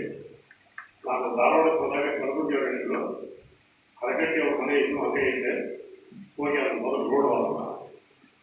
ಅವರು ಬಂದೆ, ಮಗ ಭಾಳ ಚೆನ್ನಾಗಿ ಅಭ್ಯಾಸ ಮಾಡ್ತಿದ್ದಾನೆ, ಇವ್ರು ಯಾಕೋ ಬೇರೆ ರೀತಿ ಅಭ್ಯಾಸ ಮಾಡ್ತಿದ್ದಾನೆ ಅಂತ ಗೊತ್ತಾಗಿ ಹೊರಗಡೆ ಒಂದು ಸಣ್ಣದ ಒಂದು ರೂಮ್ ಮಾಡ್ಕೊಟ್ಟಿದ್ರು. ಆ ರೂಮ್ನಲ್ಲೇ ಅಭ್ಯಾಸ ಮಾಡೋದಕ್ಕೋಸ್ಕರ ನೀನು ವ್ಯವಸ್ಥೆ ಮಾಡ್ತೀಯ ಅಂತ ನಾನು ಹೋಗಿ ಆ ಮನೆ ನೋಡಿ, ಆ ರೂಮ್ ನೋಡಿ ಬಂದಿದ್ದೆ. ಆಮೇಲೆ ಅವರ ತಮ್ಮನ ಮಗ ಇತ್ತು, 9 ವರ್ಷ ಇತ್ತು ಅವರಿಗೆ, ಅರಕಟ್ಟಿ ಅಂತಲೇ ಅವರ ಹೆಸರು. ಅವ್ರು ತೀರಿದ ಮೇಲೆ ಆ ಮನೆಯೆಲ್ಲ ಪೂರ್ತಿ ಬದಲು ಮಾಡಿ ಈಗ ಅದಕ್ಕೆ ವಚನ ಅಂತ ಹೆಸರಿಟ್ಟು ಒಂದು ದೊಡ್ಡದಾಗಿ ಮನೆ ಕಟ್ಟಿದ್ದಾರೆ. ಸೊ ಅದನ್ನು ನಾನು ನೋಡಿದೆ ಅನ್ನೋದು ನನಗೆ ಒಂದು ಸಂತೋಷದ ವಿಷಯ. ಅವ್ರ ತಂದೆಯವರು ಮಗನ ಈ ಬದಲಾದ ಮನಸ್ಥಿತಿಯನ್ನು ಅರ್ಥ ಮಾಡಿಕೊಂಡು ಒಂದು ಮಾತಾಡ್ತಾರೆ. ನೋಡು, ಇನ್ನು ಮುಂದೆ 2 ಆಯ್ಕೆಗಳಿದ್ದಾವೆ. ಒಂದು, ವರ್ತಮಾನ ಕಾಲದಲ್ಲಿ ಬಹಳ ಕಷ್ಟದಿಂದ ಬದುಕಿ ಭವಿಷ್ಯತ್ತಿನೊಳಗೆ ನಿನ್ನ ಹೆಸರು ಶಾಶ್ವತವಾಗಿ ಉಳಿಯಬೇಕು ಅಂದರೆ ಅಷ್ಟೇ ಕೆಲಸ ಮಾಡೋದು. ಅಥವಾ ವರ್ತಮಾನ ಕಾಲದಲ್ಲಿ ಸುಖಾನುಕೂಲಗಳಿಂದ ಬದುಕಿ ಭವಿಷ್ಯತ್ತಿನಲ್ಲಿ ನಿನ್ನ ಹೆಸರು ಏನೇ ಹೆಸರಿಲ್ಲದಂತೆ ಆಗಬೇಕು ಅಂತಂದರೆ ಆ ರೀತಿ ಆಗಬೇಕು. ಇವೆರಡರಲ್ಲಿ ಯಾವುದನ್ನ ಒಂದು ಕಾಯ್ದು ಮಾಡುವಂತ ಹೇಳಿದರು. ಹೀಗಾಗಿ ಅರಕಟ್ಟಿಯವರು ಮೊದಲನೇ ಸೆಲೆಕ್ಟ್ ಮಾಡ್ತಾರೆ. ಕಷ್ಟದ ಬದುಕನ್ನು ಬದುಕಿ ನನ್ನ ಹೆಸರು ಶಾಶ್ವತವಾಗಿ ಉಳಿಯಬೇಕು ಅನ್ನೋ ಕಾರಣಕ್ಕೆ ನಾನು ಜೀವನ ಸಾಗಿಸ್ಕೊಂಡು ಈ ಬದುಕಿಗೆ ಒಂದು ಅರ್ಥವನ್ನು ಕೊಡಬೇಕು ಅಂತೇಳಿ ಅರಕಟ್ಟಿಯವರು ನಿರ್ಧಾರ. ಹೀಗಾಗಿ ಇವತ್ತು ನಮಗೆ ಅರಕಟ್ಟಿಯವರು ಏನಾದರೂ ದಕ್ಕಿದ್ದಾರೆ, ನಾನು ಸತ್ಯ ಹೇಳ್ತೀನಿ, ಅರಕಟ್ಟಿಯವರು ಮಾಡಿದ ಕೆಲಸಗಳ ಮೇಲೇ ಇವತ್ತಿನ ಕರ್ನಾಟಕದ ಬಹುತೇಕ ಶೈಕ್ಷಣಿಕ ಪರಿಸರ ನಿಂತ್ಕೊಂಡ್ರು. ಅದು ವೀರಶೈವ ಲಿಂಗಾಯತ ಅಂತ ಆಗಿರ್ಬೋದು, ವಚನ ಸಾಹಿತ್ಯ ಅಂತ ಆಗಿರ್ಬೋದು, ಮುಂಬೈ ಕರ್ನಾಟಕದಲ್ಲಿ ವಿಶೇಷವಾಗಿ ಬಿಜಾಪುರ ಭಾಗದಲ್ಲಿ ಕನ್ನಡದ ಅಸ್ತಿತ್ವ ಇವತ್ತು ಓದೋದೇ ಅನ್ನೋದಾಗಿರ್ಬೋದು, ಯಾವುದೇ ರೀತಿಯಾದಂಥ ಶೈಕ್ಷಣಿಕ ಚಟುವಟಿಕೆಗಳು ಬಹುಶಃ ನಮ್ಮ ಕಾಲದಲ್ಲಿ ವಿಶೇಷವಾಗಿ ಉತ್ತರ ಕರ್ನಾಟಕದಲ್ಲಿ ನಡೆದಿರುವಾಗಲೇ ಅದಕ್ಕೆ ಅರಕಟ್ಟಿಯವರೇ ಮೂಲ ಕಾರಣ ಅಂತ ನಾವು ಈಗ ಅರ್ಥ ಮಾಡ್ಬೋದು. ಹೀಗೆ ಹಸ್ತಪ್ರತಿಯಿಂದ ಶೋಧ ಮಾಡುವಂತಹ, ಅವುಗಳನ್ನು ಸಂಗ್ರಹ ಮಾಡುವಂತಹ, ಅವುಗಳನ್ನು ಸಂಕಲನಗೊಳಿಸುವಂತಹ ಮತ್ತು ಸಂಪಾದನೆ ಮಾಡಿ ಪ್ರಕಟಣೆ ಮಾಡುವಂತಹ ಈ ಎಲ್ಲ ವಹಿಸಿಕೊಳ್ಳುವಂಥ ಎಲ್ಲ ಕೆಲಸವನ್ನು ಒಬ್ಬ ವ್ಯಕ್ತಿ ಮಾಡೋದು ಏನಿಲ್ಲ, ಅದು ಬಹಳ ಕಷ್ಟಸಾಧ್ಯವಾದಂಥ ಕೆಲಸ. ಎಲ್ಲವನ್ನೂ ಮೈಮೇಲೆ ಏರಿಕೊಂಡು ನಮ್ಮ ಹೊಣೆಗಾರಿಕೆಯನ್ನು ಸರಿಯಾಗಿ ಅರ್ಥ ಮಾಡಿಕೊಳ್ಳಾದ ರೀತಿಯಲ್ಲಿ ಒಬ್ಬ ಮನುಷ್ಯ ಬದುಕುವುದು ಅನ್ನೋದಕ್ಕೆ ಅರಕಟ್ಟಿಯವರು ನಮಗೆ ನಿದರ್ಶನ ಆಗ್ತದೆ. 1871 ಡೆಪ್ಯೂಟಿ ಚಂದ್ರಸಂದ್ರ ತೀರ್ಪು. ಅದೇ ಧಾರವಾಡ. ಅದೇ ಧಾರವಾಡದಲ್ಲಿ 1880ರಲ್ಲಿ ಹೋಗುವ ಅಗತ್ಯಗಳು ಜಗಳ. ಅವ್ರ ಬಹುಶಃ ಇವತ್ತು ನಮ್ಮ ಮಧ್ಯೆ ಇದ್ದಿದ್ರೆ 145 ವರ್ಷಗಳಾಗಿದೆ. ಅವರ ತೀರಿ ಸುಮಾರು 69 ವರ್ಷಗಳಾಗಿದೆ. ಈ ಅವಧಿಯಲ್ಲಿ ಈ ಹೋಗುವ ಅಗತ್ಯಗಳು ಒಂದು ಸುದೀರ್ಘವಾದಂಥ ಪರಿಶ್ರಮದ ಬದುಕನ್ನು ಬದುಕಿದ್ದು ಬಹಳ ದೊಡ್ಡ ವಿಚಾರ. ಅವರ ಬದುಕಿನೊಳಗೆ ಒಂದು ಬಹಳ ಮುಖ್ಯವಾದ ಘಟನೆಗಳಿದೆ. ಇದು ನಾವು ಬಹಳ ಸಂದರ್ಭದಲ್ಲಿ ರಿಪೋರ್ಟ್ ಮಾಡ್ತಿದ್ದೀವಿ. ಮತ್ತು ವಚನ ಹೇಗೆ ಒಬ್ಬ ವ್ಯಕ್ತಿಯ ಬದುಕನ್ನು ಬದಲು ಮಾಡ್ತದೆ ಮತ್ತು ಆ ಮೂಲಕವಾಗಿ ಒಂದು ನಾಡಿಗೆ ಒಂದು ದೊಡ್ಡ ಅವಶ್ಯಕತೆಯನ್ನು ಪೂರೈಸ್ತದೆ ಅನ್ನೋದಕ್ಕೆ ಈ 3 ಸಂದರ್ಭಗಳು ಅದಕ್ಕೆ ಬಹಳ ಮುಖ್ಯ ಆಗ್ತದೆ. ಹರ್ಡೇಕರ್ ಮಂಜಪ್ಪನವರ ಜೀವನದಲ್ಲಿ 1912ನೇ ಇಸ್ವಿಯಲ್ಲಿ ದಾವಣಗೆರೆಯಲ್ಲಿ ಅವರು ರೀತಿಯಾಗಿ ಜಾತಿಯ ಕೀಳರಿಮೆಯಿಂದ ಸಮಾಜದಲ್ಲಿ ಅಪಮಾನವನ್ನು ಅನುಭವಿಸಿರುವಾಗ ಅವರಿಗೆ ಗೋಂದಾಡೆ ಶರಣಪ್ಪ ಅನ್ನುವಂಥ ಒಬ್ಬ ಡಾಕ್ಟ್ರು ಅವರಿಗೆ ಬಸವಣ್ಣನವರ ಹಸ್ತಪ್ರತಿಯನ್ನು ಕೊಡ್ತಾರೆ. ಅವರು ಬಳ್ಳಾರಿ ಕರ್ನಾಟಕ. ಆ ಹಸ್ತಪ್ರತಿಯನ್ನು ಓದ್ತಾ ಅದರಲ್ಲಿ ಒಂದು ವಚನ ಅವ್ರ ಮನಸ್ಸಿನ ಮೇಲೆ ಬಹಳ ಪರಿಣಾಮ ಮಾಡಿದೆ. ಅದೇನು ಅಂದರೆ, ರಾಶಿಯಾದಡೆಯರು ವೇಷಿಯಾದಡೆಯರು ಶಿವದೀಕ್ಷಿಯಾದ ಬಳಿಕ ಪ್ರಸಾದ ಆಮೋದಕ ಕೊಂಬುದು ಅನ್ನುವಂಥ ಬಸವಣ್ಣನವರ ಒಂದು ವಚನ. ಇದು ಅವರ ಮನಸ್ಸಿನ ಮೇಲೆ ಬಹಳ ಪರಿಣಾಮ ಆಗ್ತದೆ. ಯಾಕಂದರೆ ಹರ್ಡೇಕರ್ ಮಂಜಪ್ಪನವರ ಜಾತಿ ಎಂದು ಹೋದರೆ ತಂದೆಯ ಹೆಸರನ್ನು ಹೇಳಲಾರದಂತೆ ಜಾತಿ ಮಾತೃಭಾವ. ಯಾರೇ ಕೇಳಿದ್ರು ತಂದೆಯ ಹೆಸರನ್ನು ಹೇಳೋಂಗಿಲ್ಲ ಅಂತ ಜಾತಿ. ಸಾಮಾಜಿಕವಾಗಿ ಒಂದು ರೀತಿಯಾಗಿ ಅಪಮಾನವನ್ನು ಅನುಭವಿಸಿಯೇ ಬದುಕಬೇಕಾದಂಥ ಒಂದು ಕಾಲಘಟ್ಟದಲ್ಲಿ ಬದುಕಿದಂಥ. ಹೀಗಾಗಿ ಅವರು ಆರ್ಯ ಸಮಾಜಕ್ಕೆ ಹೋಗಬೇಕು ಅಂತ ತೀರ್ಮಾನ ಮಾಡ್ತಾರೆ. ಮತ್ತು ಬೇರೆ ಬೇರೆ ಸಂಘಟನೆಗಳ ಜೊತೆಗೆ ಹುಟ್ಟಿಸ್ಕೊಳ್ಬೇಕು ಅಂತ ಪ್ರಯತ್ನ ಮಾಡ್ತಾರೆ. ಬೇರೆ ಬೇರೆ ಪಂಥಗಳ ಜೊತೆಗೆ ಹುಟ್ಟಿಸ್ಕೊಳ್ಳೋಕ್ಕೂ ಪ್ರಯತ್ನ ಮಾಡ್ತಾರೆ. ಮತ್ತೊಂದು ಕಡೆಗೆ ನಮ್ಮ ಒಳಗೆ ಇದ್ದಂಥ ಚೈತನ್ಯ ಪ್ರೇರಿತವಾಗಿರುವಂಥ ಅವರೇ ಆತ್ಮಚರಿತ್ರೆಯಲ್ಲಿ ಬರೀತಾರೆ. ನಮ್ಮ ಚೈತನ್ಯ ಪ್ರೇರಿತವಾಗಿರುವಂಥ ವಿಚಾರಗಳಿಗೆ ತಕ್ಕದಂಗೆ ಬದುಕಕ್ಕಾಗ್ತಾ ಇಲ್ಲ ಈ ಸಮಾಜದಲ್ಲಿ ಅಂತೇಳಿ ಬಹಳ ನೊಂದುಕೊಂಡು ಇದ್ದಾಗ 1906ನೇ ಇಸ್ವಿಯಿಂದ ಹಿಡಿದು 1912ನೇ ಇಸ್ವಿವರೆಗೆ ಬಹಳ ಗೊಂದಲದ ಸಮಯ ಹರ್ಡೇಕರ್ ಮಂಜಪ್ಪ.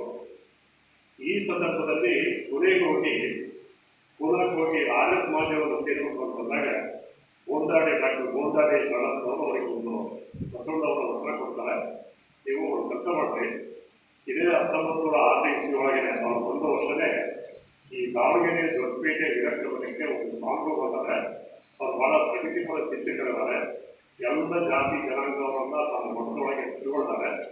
ನೀವು ಅವ್ರನ್ನ ಸಂಪರ್ಕ ಮಾಡ್ಕೊಂಡ್ರಿ ಅಂದಾಗ ಅವ್ರನ್ನ ಸಂಪರ್ಕ ಮಾಡ್ಕೊಳ್ಳೋದು ಒಂದು ಘಟನೆ. ಆದರೆ ಈ ಬಸವಣ್ಣನವರ ವಚನ ಅವ್ರ ಮೇಲೆ ಉಂಟಾದ ಪರಿಣಾಮ ಒಂದು ರೀತಿಯಾಗಿ ಈ ಎರಡೂ ಕಾರಣಗಳಿಂದ ಹರ್ಡೇಕರ್ ಮಂಜಪ್ಪನವರ ಬದುಕಿನೊಳಗೆ ಒಂದು ಹೊಸ ಚೈತನ್ಯ ಉಂಟಾಗ್ತದೆ. ಅತನಿ ಮುರುಗೇಂದ್ರ ಮಹಾಸ್ವಾಮಿಗಳ ಅವರಿಂದ ಮತ್ತು ಅತನಿಯ ಸಿದ್ಧಲಿಂಗ ಮಹಾಸ್ವಾಮಿಗಳಿಂದ ಅವರಿಗೆ ಲಿಂಗ ದೀಕ್ಷೆ ಆಗ್ತದೆ. ಹೀಗಾಗಿ ಇವತ್ತು ನಮಗೇನಾದರೂ ಹರ್ಡೇಕರ್ ಮಂಜಪ್ಪನವರು ಸಿಕ್ಕಿದ್ದಾರೆ ಅಂದರೆ ಅದಕ್ಕೆ ಕಾರಣ ಈ ವಚನ ಅಂತ ನಾನು ಅಂದ್ಕೊಳ್ಬೇಕು. ಅದೇ ರೀತಿಯಾಗಿ ಉತ್ತಂಗಿ ಚೆನ್ನಪ್ಪನವರು ಧರ್ಮದಿಂದ ಕ್ರೈಸ್ತ ಧರ್ಮರು, ನಮ್ಮ ಬಳ್ಳಾರಿ ಜಿಲ್ಲೆಯವರೇ. ಅವರ ತಂದೆ ದಾಳವೀರಪ್ಪ ಅಂತೇಳಿ, ಅವರ ತಂದೆ ಹೆಸರು ಬಾಳು ಪತ್ತೇದಾರ ಚನ್ನಪ್ಪಗೌಡ. ಬಾಳು ಪತ್ತೇದಾರ ಚನ್ನಪ್ಪಗೌಡ ಪೂರ್ಣ ಲಿಂಗಾಯತ. ಅವರ ಮಗನ ದಾಳವೀರಪ್ಪ ಅರ್ಧ ಲಿಂಗಾಯತ, ಅರ್ಧ ಕ್ರಿಶ್ಚಿಯನ್. ಉತ್ತಂಗಿ ಚೆನ್ನಪ್ಪನವರು ಪೂರ್ತಿ ಕ್ರಿಶ್ಚಿಯನ್. ಅವರ ಬದುಕಿನೊಳಗೆ ಒಂದು ಹಸ್ತಪ್ರತಿ ಸಿಗ್ತದೆ. ಹಸ್ತಪ್ರತಿಯ ಒಂದು ಸೂಟು ಸಿಗ್ತದೆ, ಒಂದು ಲಿಖಿತವಾಗಿರುವಂಥ ಹಸ್ತಪ್ರತಿಯನ್ನು. ಅದೇನು ಅಂದರೆ, ಸಿರಿವರ್ತಾರೆ ಅಂತ ಒಂದು ಸರ್ವಜ್ಞನ ತ್ರಿಪದಿಯ ಒಂದು ಸಾಲ. ಭಿಕ್ಷೆ ಬೇಡೋರಲ್ಲಿ ಯಾರಾದರೂ ಶ್ರೀಮಂತರು ಇರ್ತಾರ ಅಂತ ಅರ್ಥ. ಇದು ಅವ್ರಿಗೆ ಒಂದು ಕುತೂಹಲಕ್ಕೆ ಕಾರಣ. ಅದನ್ನು ಬಹಳ ಗಂಭೀರವಾಗಿ ಸ್ವೀಕಾರ ಮಾಡಬೇಕು ಅಂತ ಅವರು ಆಲೋಚನೆ ಮಾಡ್ತಾರೆ. ಅದರ ಪರಿಣಾಮವಾಗಿ ಈ ತ್ರಿಪದಿ ಯಾರು ಒಂದು ನೋಡಬೇಕು ಹೊರಗಡೆ ಆ ತ್ರಿಪದಿಗೆ ಬೆನ್ನಟ್ಟಿ ಹೋಗ್ತಾರೆ. ಅವರಿಗೆ ಸರ್ವಜ್ಞ ಸಿಗ್ತಾರೆ, ಸರ್ವಜ್ಞರ ತ್ರಿಪದಿಗಳು ಸಿಗ್ತವೆ, ಸರ್ವಜ್ಞರ ಸಮಗ್ರ ತ್ರಿಪದಿಗಳು ಸಿಗ್ತವೆ.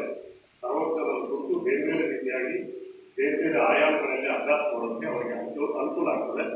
ಆ ಮೂಲಕವಾಗಿ ಕನ್ನಡಕ್ಕೆ ಸರ್ವಜ್ಞರು ಸಿಗ್ತಾರೆ. ಇದೇ ರೀತಿಯಾಗಿ 1904 ಇಸ್ವಿಯಲ್ಲಿ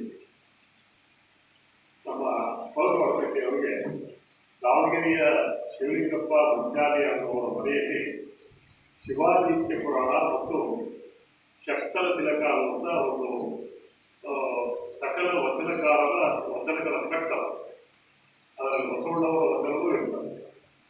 ಆ ಬಸವಣ್ಣನವರ ವಚನದ ಒಂದು ಸಾಲು ಅವರ ಮನಸ್ಸಿನ ಮೇಲೆ ಪರಿಣಾಮ. ಇದನ್ನ ಗೌರಿಶಂಕರ ಮಾಸ್ವಾಮಿಗಳು ಉಲ್ಲೇಖ ಮಾಡ್ತಾರೆ.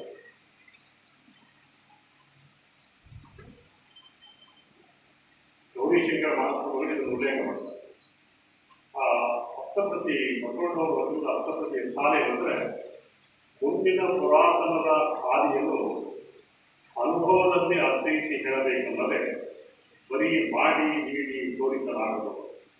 ಅಂದರೆ ನಮ್ಮ ಮುಂದೆ ಇದ್ದಂಥ, ನಮ್ಮ ಹಿಂದೆ ಇದ್ದಂಥ ಪುರಾತನರ ಸಾಹಿತ್ಯವನ್ನು ಕೇವಲ ಮಾಡಿ ನೀಡಿ ತೋರಿಸಲಾಗದು, ಅದನ್ನು ಅನುಭವಕ್ಕೆ ಅರ್ಥೈಸಿಕೊಳ್ಳಬೇಕು ಅನ್ನುವಂಥ ಒಂದು ಗಂಭೀರ ಚಿಂತನೆಗೆ ಒಳಗಾಗುವಂಥ ಒಂದು ವಚನ. ಈ ವಚನದ ಬೆನ್ನಟ್ಟಿ ಹೋಗಿ ಅಳಕಟ್ಟಿಯ ಮೂಲಕವಾಗಿ ಸಮಗ್ರ ವಚನ ಸಾಹಿತ್ಯ ಸಿಕ್ಕು ಅನ್ನುವಂಥದ್ದು ಚರಿತ್ರೆ ಹೇಳುವಂಥ ವಿಷಯ. ನಾನು ಯಾಕೆ ಇದು ಬಹಳ ದೊಡ್ಡ ವಿಷಯ ಮಾಡಿ ಹೇಳ್ತಿದ್ದೀನಿ ಅಂದರೆ, ಈ 3 ಜನ ಈಗ ಹರ್ಡೇಕರ ಮಂಜಪ್ಪನವರಾಗಲಿ, ಮುದ್ದಗಿ ಚನ್ನಪ್ಪನವರಾಗಲಿ, ಇವತ್ತಿನ ಹೊರಗು ಅಳಕಟ್ಟಿಯವರಾಗಲಿ, ಇವರೆಲ್ಲರೂ ಕನ್ನಡ ಸಂಸ್ಕೃತಿಗೆ ಒಂದು ಸೋಪಕ್ತ ದೃಷ್ಟಿಯನ್ನು ಕೊಟ್ಟಂತ ಬಹಳ ಮುಖ್ಯವಾದಂತಹ ಪ್ರಾತಸ್ಮರಣೀಯರು.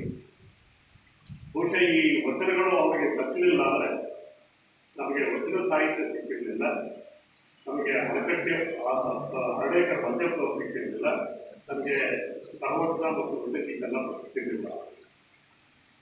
ಹೀಗೆ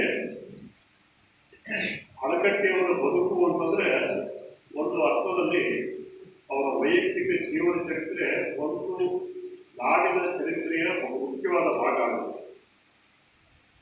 ಒಂದು ನಾಡಿನ ಚರಿತ್ರೆಯಲ್ಲಿ ಒಬ್ಬ ವ್ಯಕ್ತಿಯ ಬದುಕು ಅನ್ನುವಂಥದ್ದು ಸಮ್ಮಿಳಿತಗೊಳ್ಳುವಂಥದ್ದು. ಇದು ಒಂದು ನಾಡಿನ ಸಮಗ್ರ ಅಭಿವೃದ್ಧಿಯನ್ನ ಅರ್ಥ ಮಾಡಿಕೊಂಡು ಅದಕ್ಕೆ ನೇರವಾಗಿ ಪ್ರಜ್ಞಾಪೂರ್ವಕವಾಗಿ ಸ್ಪಂದಿಸುವ ವ್ಯಕ್ತಿಯಿಂದ ಮಾತ್ರ ಸಾಧ್ಯವಾಗ್ತದೆ ಅನ್ನೋದು ಇಲ್ಲಿ ನಾವು ಗಮನಿಸಬೇಕಾಗಿತ್ತು.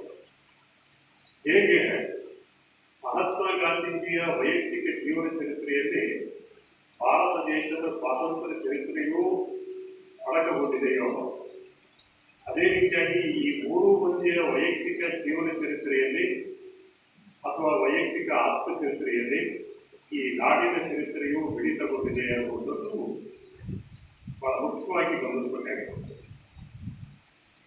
ನಾವು ಮತ್ತೆ ಹೇಳೋದಾದರೆ,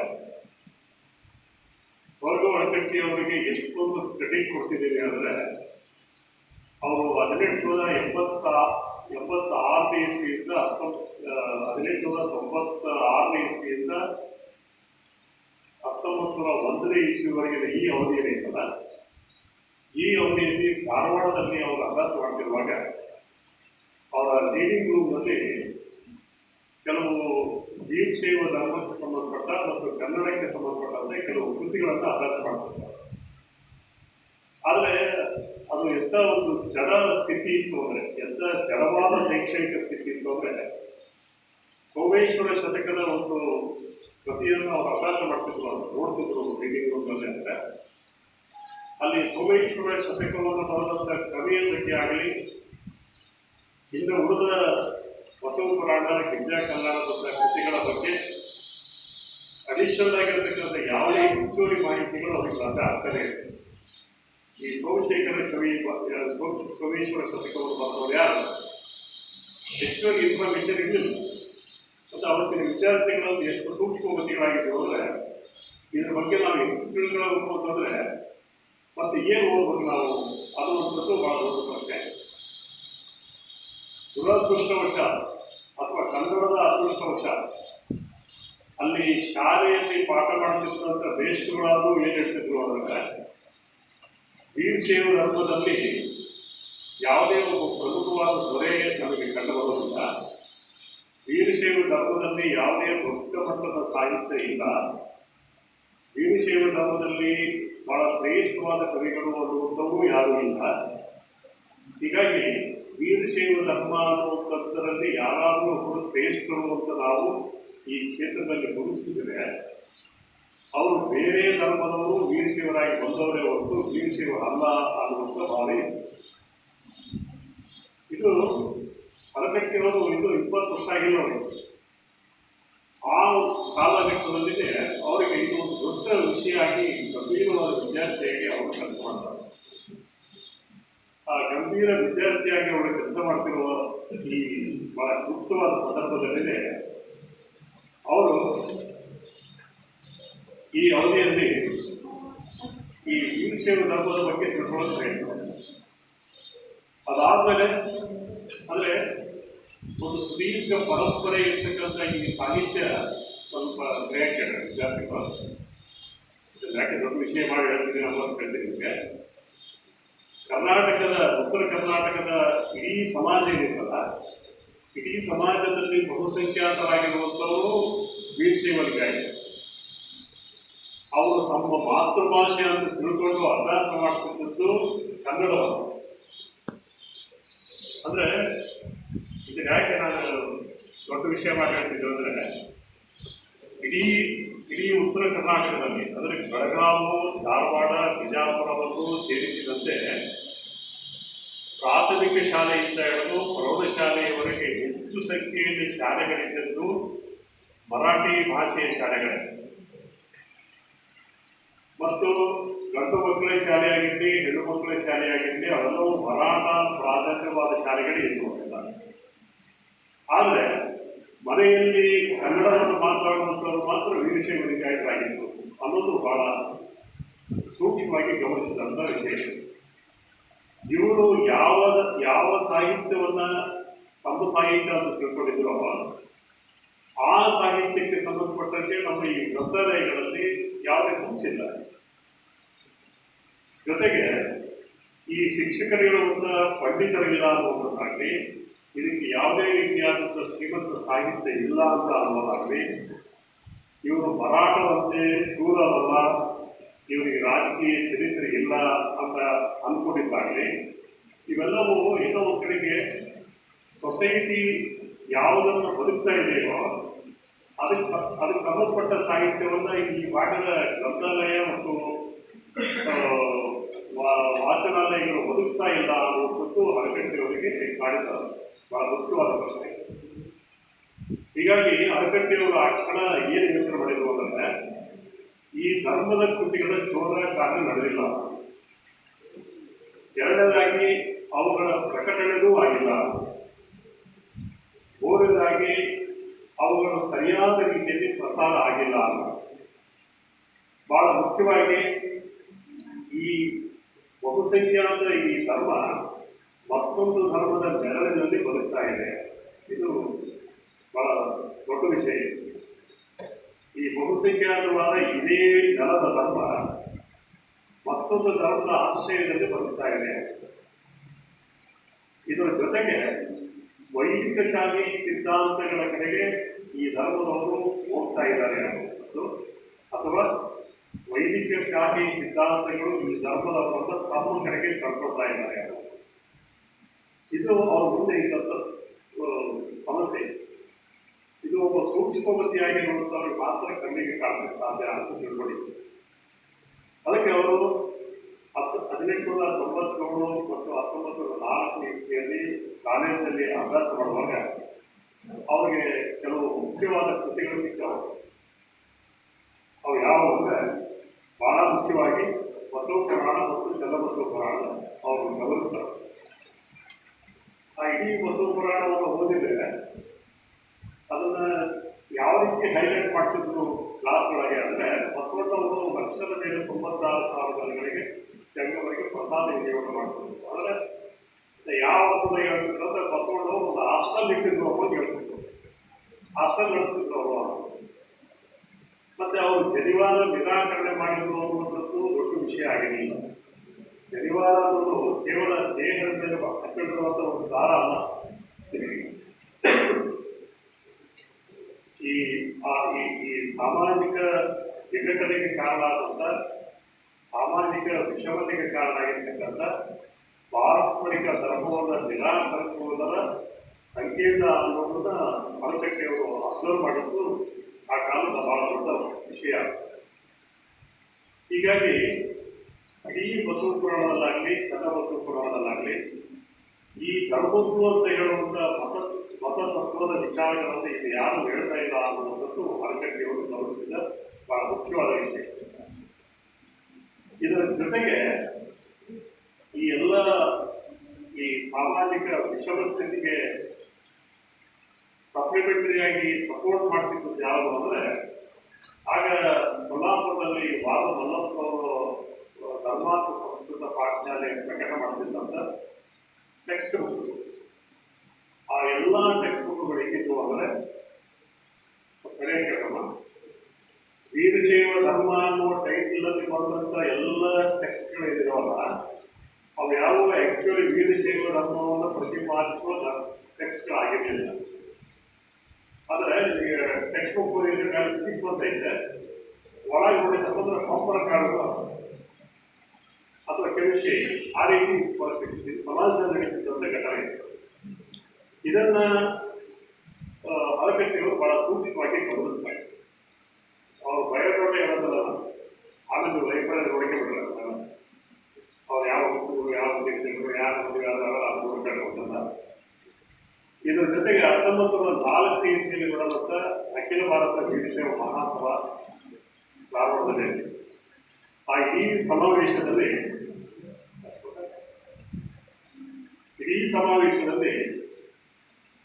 ಈ ನಮ್ಮ ಕಾಲದ ಸಾಮಾಜಿಕ ಸಂದರ್ಭಗಳ ಬಗ್ಗೆ, ರಾಜಕೀಯ ಸಂದರ್ಭಗಳ ಬಗ್ಗೆ, ಸುಖಾನುಕೂಲಗಳ ಬಗ್ಗೆ ಚರ್ಚೆ ಆಗ್ತಿದ್ದೇವೆ.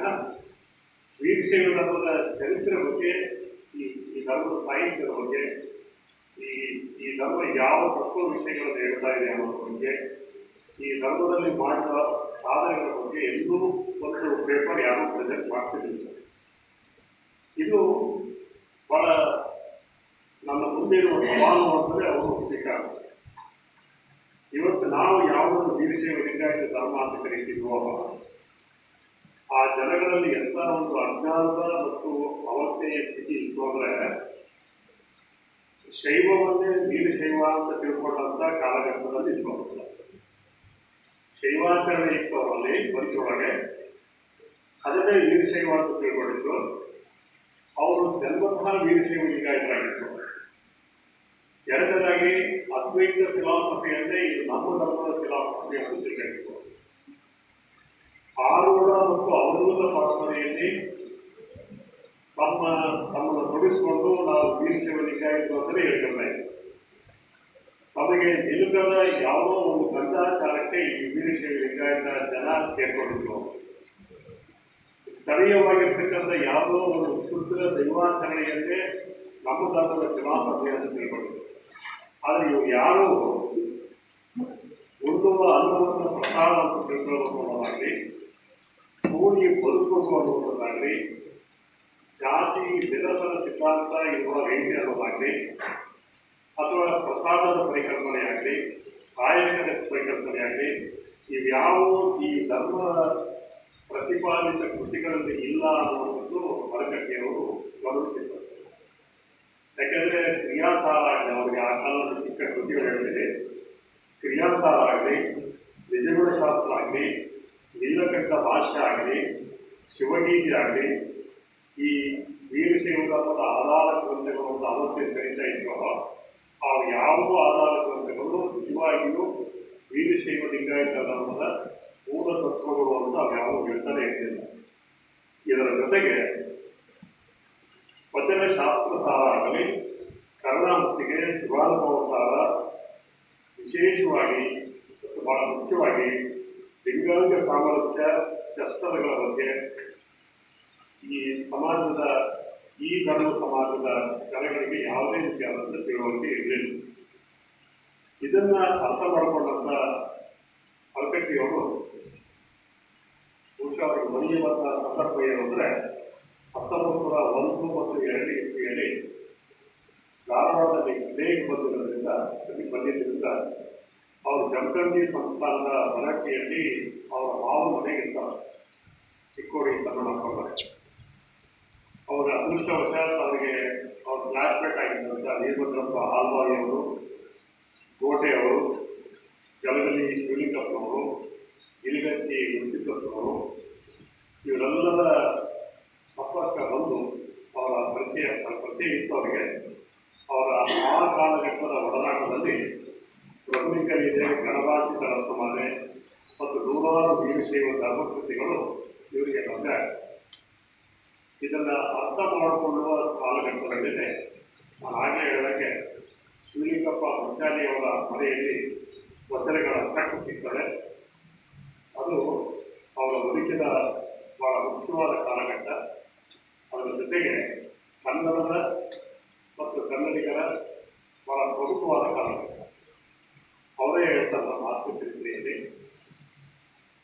ಅವರ ಆತ್ಮಚರಿತ್ರೆ ಅಂದರೆ ಈ ಶಿವಾನುಭವ ಪತ್ರಿಕೆಗೆ 25 ವರ್ಷ ತುಂಬಿದಾಗ 1951 ಇಸ್ವಿಯಲ್ಲಿ ಶಿವಾನುಭವ ಪತ್ರಿಕೆಯ 25 ವರ್ಷದ ಈ ಸಾಧನೆಯ ಯಾನವನ್ನು ಕುರಿತು ಒಂದು ಕಾಲದಲ್ಲಿ ಕೆಲವು ಮಾತುಗಳು ಬಂದಿದ್ದಾರೆ.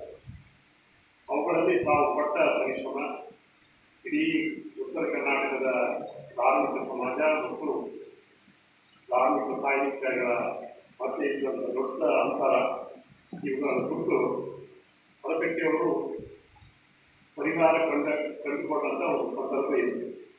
ಅವರು ಮೊದಲ ಬಾರಿಗೆ ಫಸ್ಟ್ ಟೈಮ್ ಅವರು ದಾಳಿಗಳನ್ನು ನೋಡ್ತಾರೆ, ಮೊದಲ ಬಾರಿಗೆ ವಚನಗಳನ್ನು ನೋಡ್ತಾರೆ.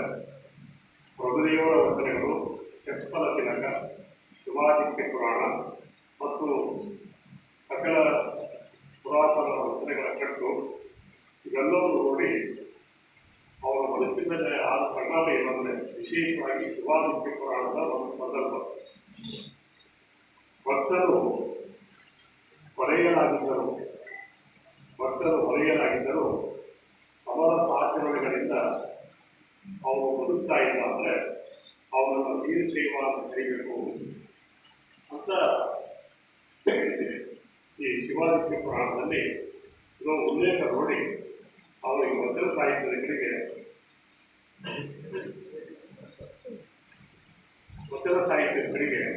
ಅವರು ಹೆಚ್ಚು ಗಮನ ಸೆಳೆಯುವಂಥ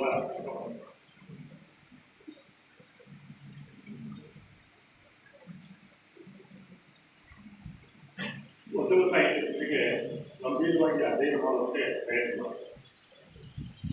ಹೀಗಾಗಿ 1904-05 ಇಸ್ವಿಯಿಂದ ಅವರು ವಚನವನ್ನು ಪೂರ್ಣ ಪ್ರಮಾಣದಲ್ಲಿ ಅಧ್ಯಯನ ಮಾಡುತ್ತಿದ್ದರು.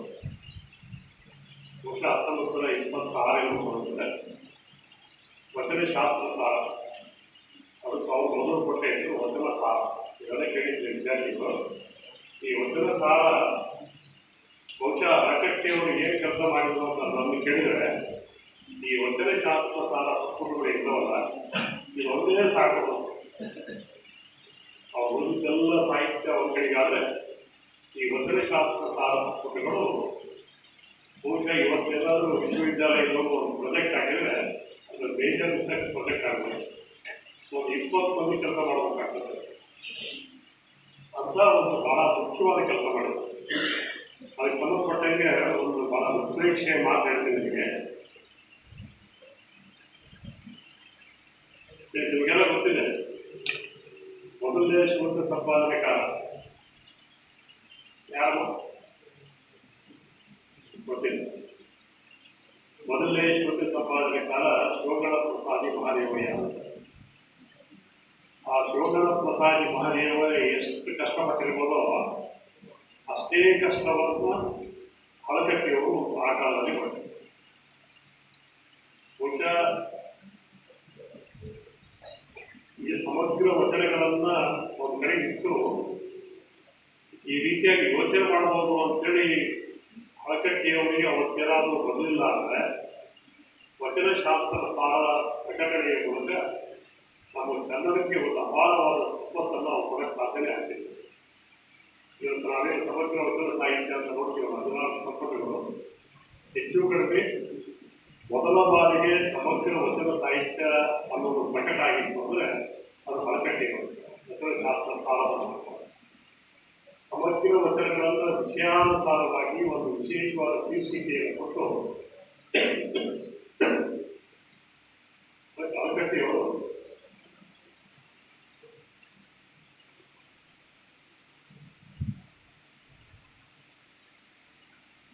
ಹೊರಕಟ್ಟಿಯವರು ಅದನ್ನ ಸಂಕಲನ ಮಾಡುವ ಕೆಲಸ ಮಾಡ್ತಾರೆ. ಆಧುನಿಕ ಸಂದರ್ಭದಲ್ಲಿ ವಚನಗಳನ್ನು ಸಂಪೂರ್ಣವಾಗಿ ಸಮಗ್ರ ವಚನಗಳನ್ನು ಸಂಪೂರ್ಣವಾಗಿ ಸಂಕಲನ ಮಾಡಿರುವಂತಹ ಕೀರ್ತಿ ಆಮೂಲಿಕವಾಗಿ ಹೊರಕಟ್ಟಿಯವರಿಗೆ ಬರ್ತಾರೆ.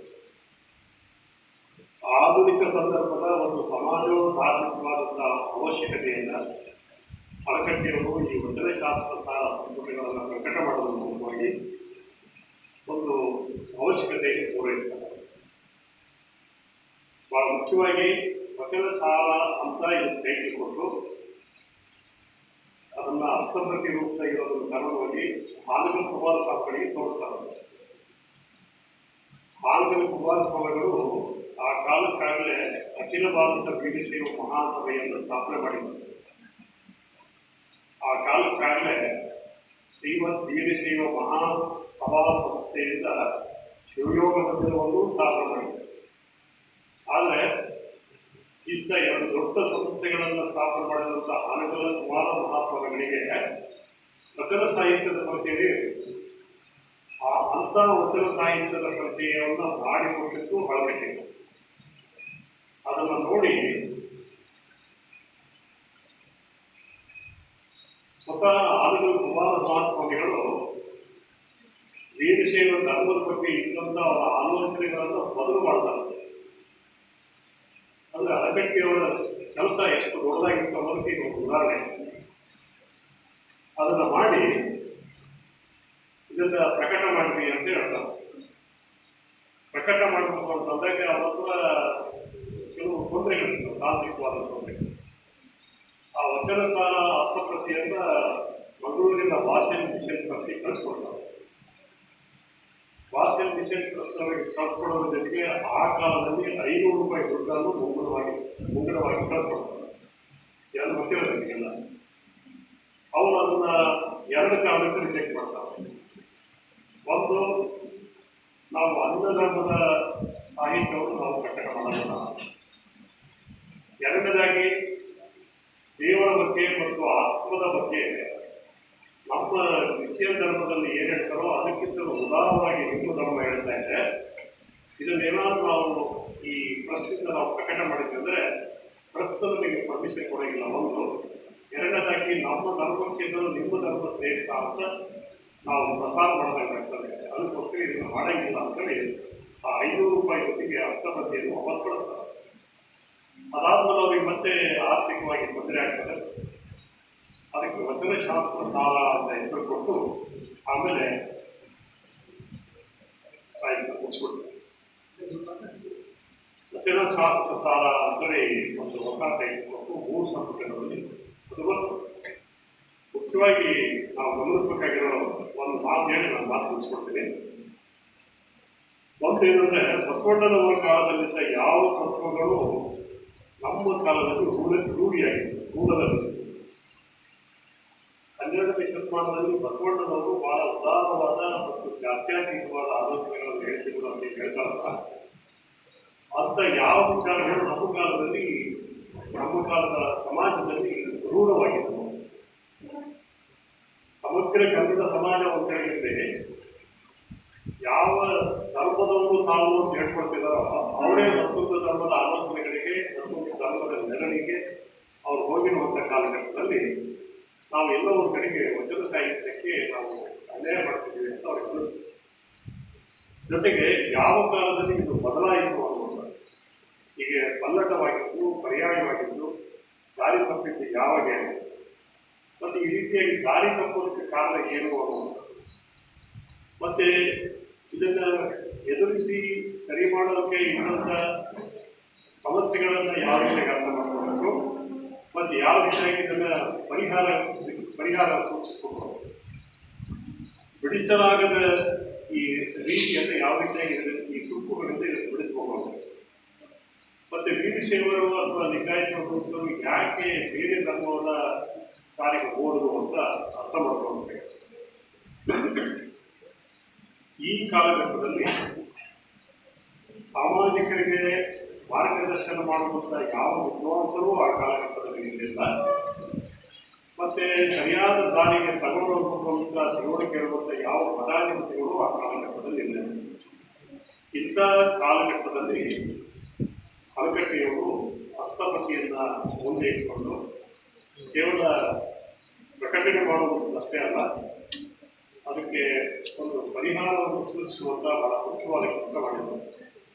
ಹೀಗಾಗಿ ಒಬ್ಬ ಸಂಶೋಧಕ ಅಥವಾ ಒಬ್ಬ ಹಸ್ತಪತಿಯ ಮೂಲಕವಾಗಿ ನಾನು ಸಮಾಜಕ್ಕೆ ಏನಾದರೂ ಕೊಡ್ತೀನಿ ಅಂತ ಆಲೋಚನೆ ಮಾಡುವಂಥ ವ್ಯಕ್ತಿಯಾಗಿ ಹಲಗಟ್ಟಿಯವರು ಹೇಗೆ ನಮ್ಮ ಮುಂದೆ ಇರ್ತಾರೆ ಅನ್ನೋದು ಬಹಳ ಮುಖ್ಯ ಆಗ್ತದೆ. ಅದು ಮಾತು ಮುಗಿಸ್ತೀನಿ ನಾನು. ಹಲಗಟ್ಟಿಯವರು ಕರ್ನಾಟಕದೇ ಸೃಷ್ಟಿ ಮಾಡಿದ ಸಂಶೋಧಕ. ನಾನು ಯಾವುದೋ ಕಾರಣಕ್ಕೋಸ್ಕರ ಸಂಶೋಧಕ ಆಗೋದಾಗಲಿ, ಯಾವುದೋ ಕಾರಣಕ್ಕೋಸ್ಕರ ನಾನು ಲೇಖಕಾರನಾಗಲಿ ಅನ್ನೋ ಕಾರಣಕ್ಕೋಸ್ಕರ ಇನ್ನೊಂದವರಲ್ಲ. ಸಮಾಜದ ಅವಶ್ಯಕತೆ, ಸಮಾಜದ ಗೊಂದಲಗಳನ್ನು ನೋಡಿ ನಾನು ಸಂಶೋಧಕ ಆಗಬೇಕು ಅಂತೇಳಿ ಆದಂಥದ್ದು. ಅವರನ್ನು ಅರ್ಥ ಮಾಡ್ಕೊಳ್ಳೋದು ಅಂದರೆ ಒಂದು ಅರ್ಥದಲ್ಲಿ ನಮ್ಮ ಜವಾಬ್ದಾರಿ ಏನು ಅಂತ ಅರ್ಥ ಮಾಡ್ಕೊಂಡಾಗಿ ಅಂತ ನಾನು ಭಾವಿಸೋದು. ಇಷ್ಟು ಹೇಳಿ ನಾನು ಯಾರು ಮಾತು ಮುಗಿಸ್ತೀನಿ. ದಯವಿಟ್ಟು ನಾನು ಹಲಗಟ್ಟಿಯವರ ಬದುಕಿನ ವೈಶಿಷ್ಟ್ಯವನ್ನು ಕುರಿತು ಮಾತಾಡಿದ್ದೆ. ಅವರ ಬಯೋಡಾಟಾಗಲಿ, ವೈಯಕ್ತಿಕ ವಿವರಗಳಾಗಲಿ, ಅವರು ಎಷ್ಟು ಕಾವ್ಯಗಳನ್ನು ಕೃತಿಗಳನ್ನು ಬರೆದ್ರು ಅನ್ನೋದಾಗಲಿ ಅದನ್ನು ನಾನು ಹೇಳ್ಕೊಂಡಿಲ್ಲ.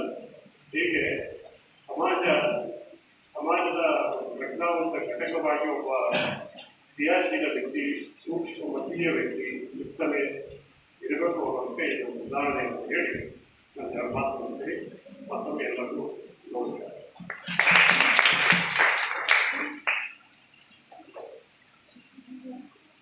ಡಾಕ್ಟರ್ ಪಾಗೋಳಕಟ್ಟಿ ಅವರ ಬದುಕು ಬರಹದ ವಿಷಯ ಕುರಿತು ಸುದೀರ್ಘವಾಗಿ ಮಾತನಾಡಿದ ಡಾಕ್ಟರ್ ಮೃತ್ಯುಂಜಯ ರುಮಾಲೆ ಸರ್, ವಿಶ್ರಾಂತ ಪ್ರಾಧ್ಯಾಪಕರು ಹೊಸಪೇಟೆ, ಇವರಿಗೆ ಪೂರ್ವವಾದಂಥ ಧನ್ಯವಾದಗಳನ್ನು ಸಲ್ಲಿಸ್ತೇನೆ. ಅದೇ ರೀತಿ ಇಂದಿನ ಕಾರ್ಯಕ್ರಮದಲ್ಲಿ ಭಾಗಿಯಾಗಿ ಉದ್ಘಾಟನಾ ಕಾರ್ಯಕ್ರಮವನ್ನು ನೆರವೇರಿಸಿದಂಥ ಡಾಕ್ಟರ್ KR ದುರ್ಗಾದಾಸ್ ಸರ್ ಅವರಿಗೆ ಹಾಗೂ ಡಾಕ್ಟರ್ ಪಾಗೋಳಕಟ್ಟಿ ಅವರ ಬದುಕು ಬರದ ವಿಷಯದ ಕುರಿತು ಮಾತನಾಡಿದ ಅವರು ಮೃತ್ಯುಂಜಯ ರುಮಾಲೆ ಸರ್ ಅವರನ್ನ ಸನ್ಮಾನಿಸಬೇಕಾಗಿ ಮಾನ್ಯ ಕುಲಪತಿಗಳಲ್ಲಿ ಕೋರುತ್ತೇನೆ.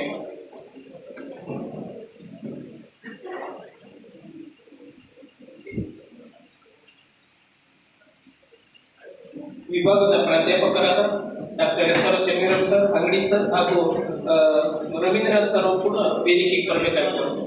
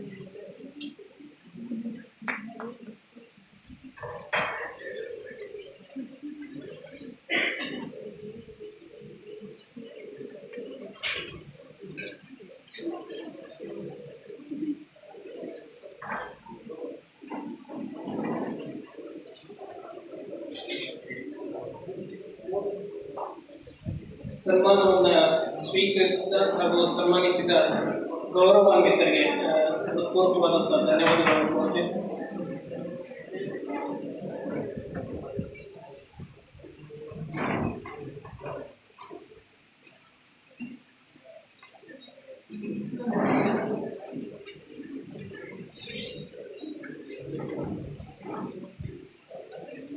ಇಂದಿನ ಉದ್ಘಾಟನಾ ಕಾರ್ಯಕ್ರಮದ ಅಧ್ಯಕ್ಷತೆಯನ್ನು ವಹಿಸಿಕೊಂಡಿರ್ತಕ್ಕಂಥ doctor D V Paramashivamurthy sir, ಮಾನ್ಯ ಕುಲಪತಿಗಳು, ಕನ್ನಡ ವಿಶ್ವವಿದ್ಯಾಲಯ ಇವರಿಂದ ಅಧ್ಯಕ್ಷೀಯ ನುಡಿಗಳು.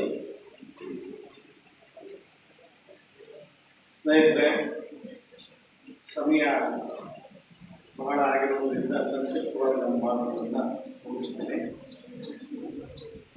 ನಮ್ಮ ವಿಶ್ವವಿದ್ಯಾನಿಲಯದ ಹಸ್ತಪ್ರತಿಶಾಸ್ತ್ರ ಅಧ್ಯಯನ ವಿಭಾಗದಿಂದ ಇವತ್ತಿನಿಂದ 4 ದಿನಗಳ ಕಾಲ ಹಸ್ತಪ್ರತಿ ತರಬೇತಿ ಶಿಬಿರ ಮತ್ತು ಜಾಗೃತಿ ಶಿಬಿರ ಹಮ್ಮಿಕೊಂಡು ಈ ಶಿಬಿರದಲ್ಲಿ ವಿಶೇಷವಾಗಿ ಬಾಬು ಹಳಕಟ್ಟಿಯವರ ಜನ್ಮದಿನವಾದಂಥ ಇವತ್ತು ಅವರನ್ನು ಕುರಿತು ವಿಶೇಷ ಉಪನ್ಯಾಸವನ್ನು ಏರ್ಪಡಿಸಿರುವಂಥ ಈ ಕಾರ್ಯಕ್ರಮದ ವೇದಿಕೆಯಲ್ಲಿರುವ ಈ ಶಿಬಿರವನ್ನು ಉದ್ಘಾಟನೆಯನ್ನು ಮಾಡಿ ಮೌಲಿಕವಾದ ಮಾತುಗಳನ್ನು ಆದಂಥ ಕರ್ನಾಟಕ ಸರ್ಕಾರದ ಕರ್ನಾಟಕ ಬಯಲಾಟ ಅಕಾಡೆಮಿಯ ಅಧ್ಯಕ್ಷರು, ವಿಶ್ರಾಂತ ಕರ್ನಾಟಕ ವಿಶ್ವವಿದ್ಯಾನಿಲಯದ ವಿಶ್ರಾಂತ ಕನ್ನಡ ಪ್ರಾಧ್ಯಾಪಕರು, ಮೈಸೂರು ಶಾಸ್ತ್ರೀಯ ಕನ್ನಡ ಅತ್ಯುಚ್ಚ ಅಧ್ಯಯನ ಕೇಂದ್ರದ ವಿಶ್ರಾಂತ ನಿರ್ದೇಶಕರು, ನನ್ನ ಆತ್ಮೀಯರು ಆದಂಥ ಪ್ರೊಫೆಸರ್ ಕೆ ಆರ್ ದುರ್ಗಾದಾಸ್ ಅವರೇ,